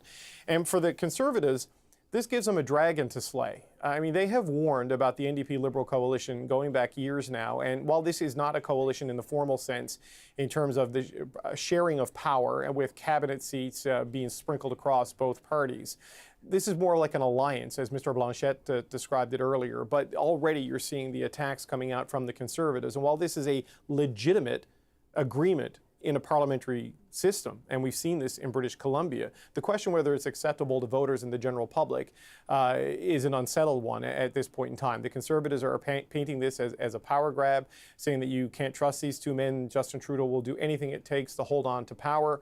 That is the defining argument coming from the Conservatives on this, and trying to paint this as an illegitimate process to prolong the life of the Trudeau government. So right there, for the three main national parties, you get stability, influence, and a new line of attack that has been bolstered by the actions of the people you're trying to bring down. Okay. David Cochrane, Janice McGregor, and Vashi Capellas, who had to run. I'm sure all three of you are going to be very busy today. Thank you guys so much. Thank you. Most welcome. Okay, folks, this is the biggest story of the day, so let's stick with it. I want to now bring in political scientist Laurie Turnbull, who's also in Ottawa. She's the director of the School of Public Administration at Dalhousie University. Laurie, thank you so much for joining us. Thanks so much for having me. Laurie, you've been following along. By your assessment so far, who stands to win the most and who stands to lose the most with this agreement? I mean, it's early days yet. I think we're really going to know what this means as it gets rolled out over the next, however long it lasts. And I'm not sure it's going to last till 2025. I mean, I think for the Prime Minister, for the Liberals, this is some sense of stability for them. But there was no instability in the relationship between the Liberals and the NDP. There was no question that the NDP were on board in many of the things that the federal government wanted to do, many of them in provincial jurisdiction. But I think for the Liberal government, given the fact that they lost quite a bit of public support over their handling of the trucker convoy, for instance, they're trying to do some difficult things. They want to get a budget passed. This gives them the sense that they certainly have the confidence of the House and that they can proceed with that stuff. What I'm wondering is whether the Liberals are going to resist any temptation over the next few years to go to the polls early if it looks like that would reward them. They're not going to feel bound by this if this is not in their interest, right? Whereas the NDP, I think they are going to have some explaining to do to their own supporters and their base with respect to why they're kind of going all in with the Liberals. Did you really need to do this? Couldn't you have kept going? And maybe the accountability relationship would have been better if you did this piece by piece instead of saying all up front, we're all in until 2025. So I'm not sure the NDP is going to get as much out of this as the Liberals. So let's dig into that a bit more. Why do you think the NDP did this? Because Jagmeet Singh himself said earlier today, we've been doing this bill by bill, assessing as we go. Now, they're careful to not call it a coalition, but whatever this is, why do you think he jumped in completely with the Liberals? I mean, it's possible that he thinks that something like dental care that he can hold up and say, this is something the NDP has really pushed for, this is important to the base. He wants to be able to establish some kind of track record so that he can take it to the next election. Because when you look at the past three elections, the NDP haven't been able to get any more than 20% of the popular vote in any of them. And as others have pointed out, despite the work that the NDP did in the last couple of elections, they haven't really seen a reward for it. So it could be, this is a different tactic. This is a way for the NDP to say, we have actually made a difference in your life in policy. But I don't know if that's going to work either, given the fact that when these sorts of deals are meted out over the next couple of years and the Prime Minister is shaking hands with premiers saying, we have a deal on this strategy in this province and this and the other thing, that's not going to be Jagmeet Singh shaking those hands. That's going to be Justin Trudeau. And so I'm not sure this is really going to be the most advantageous strategy for the NDP. Why is there this reluctance to call it a coalition? because there are no NDP members in cabinet. If there were, that would make it a coalition. But since there's not, it indicates there's not necessarily a full meeting of the minds here. This is a political strategy more than it is any kind of a shift in the relationship between the NDP and the Liberals. To be honest, if it weren't for the media coverage, I'm not sure that Canadians would even notice that something like this happened. There was no danger of the Liberal government losing confidence anyway, right? So this is not resolving any insecurity in the way that the confidence and supply agreement in British Columbia in 2017 would have been bringing security to a kind of precarious situation. This isn't that, right? This is a continuation of the status quo. And I think it's a sign to the Conservatives who are in the middle of a leadership race, a couple of the people out front saying, I want to be Prime Minister. This is the Liberals and the NDP saying that job's not vacant until at least 2025. So what does that do then to the Conservative Party? We saw how they're responding, obviously not happy about this, obviously quite critical, but what does it do to the leadership race? Do you think some people are going to say, I'm going to wait? I mean, I don't think that the agreement of confidence and supply necessarily will go to 2025. It doesn't necessarily change anything. I think from the Conservatives' perspective, they're going to keep ramping up. We are selling memberships. We are completely focused on our goals here, and they're thinking about who they want to be in a position to contest the next election when the time comes.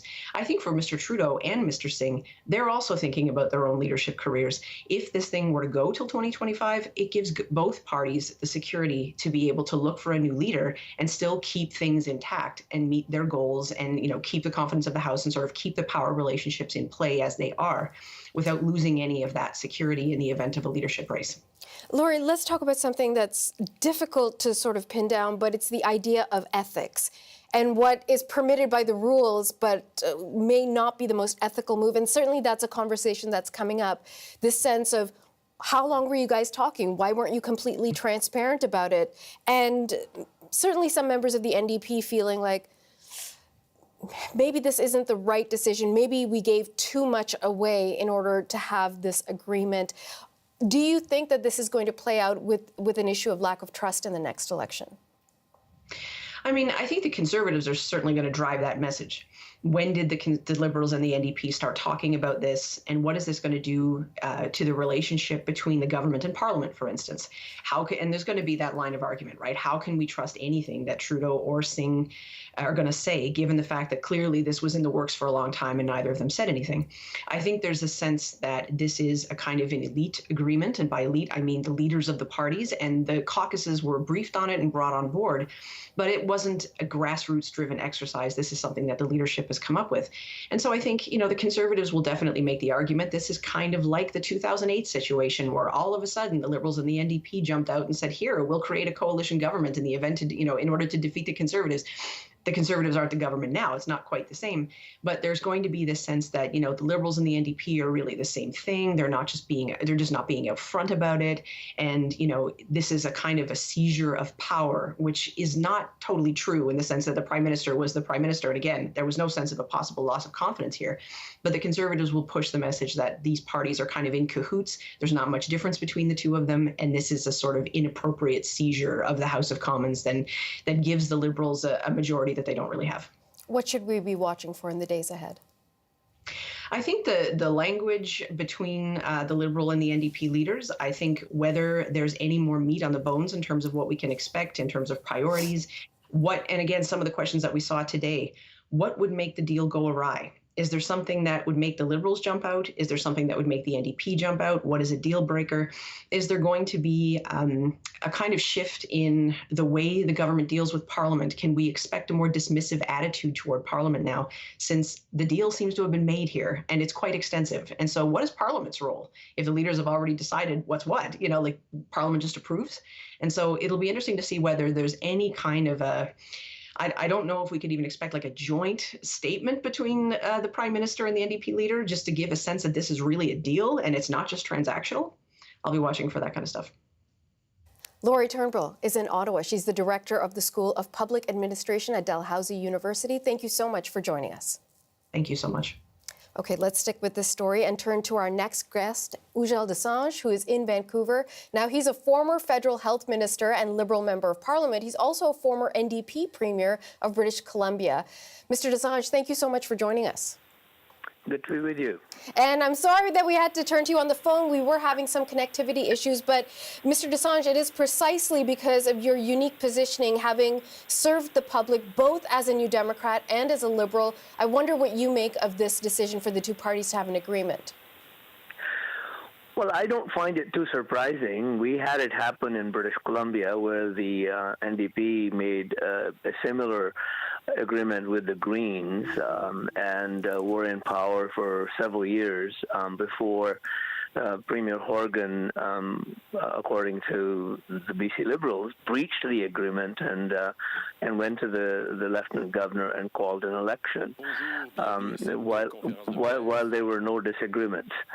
So I think that, this agreement is the same. I mean, it can be broken any time by the Prime Minister. The Prime Minister can go to the Governor General and call an election.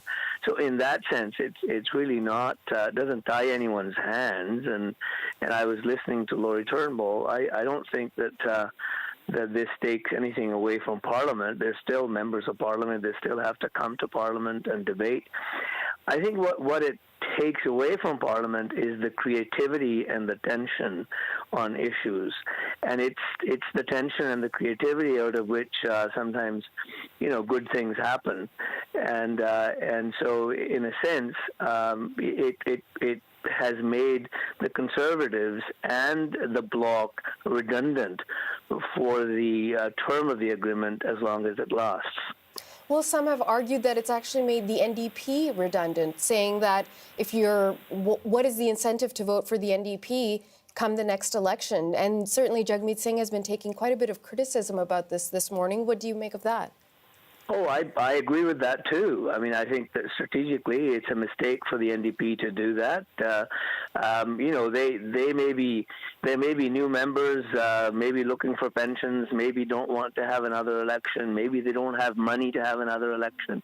But perhaps they're motivated by getting dental care and expanded health care and national formulary, some movement on housing, some movement on paid sick leave, some of those important issues that they've been arguing for. That's what they would argue, and others would argue that it's a mistake. I'm sure there are some members within their caucus that are probably arguing that it's a mistake, because at the end of the day, the NDP can be decimated because the credit rarely goes to the junior partner in a coalition-like arrangement, and this is a coalition-like arrangement in a sense. So how do you think this is going to play out come election time then, sir? Well, I think the NDP stands to lose. I would be very surprised that if the NDP makes gains in the next legislature, next parliament, next election, I think it's the Liberals that stand to gain. And I see another thing in this. If Prime Minister Trudeau wants to govern till 24 or 25, whenever the term ends, he has got that arrangement in place. And then, 6 months before the end of the agreement, he can say, I no longer would be running in the next election. Let's have a leadership convention. So I think that it opens the door to Mr. Trudeau safely sailing through the rest of his time before he retires, if he chooses to. Okay, Mr. Desgagne, we'll have to leave it there. Ujjal Desgagne, former Liberal Member of Parliament and former NDP BC Premier, joining us from Vancouver on the phone. You're watching CBC News Network. We'll be back with all the latest coverage from Ottawa and around the country coming right up.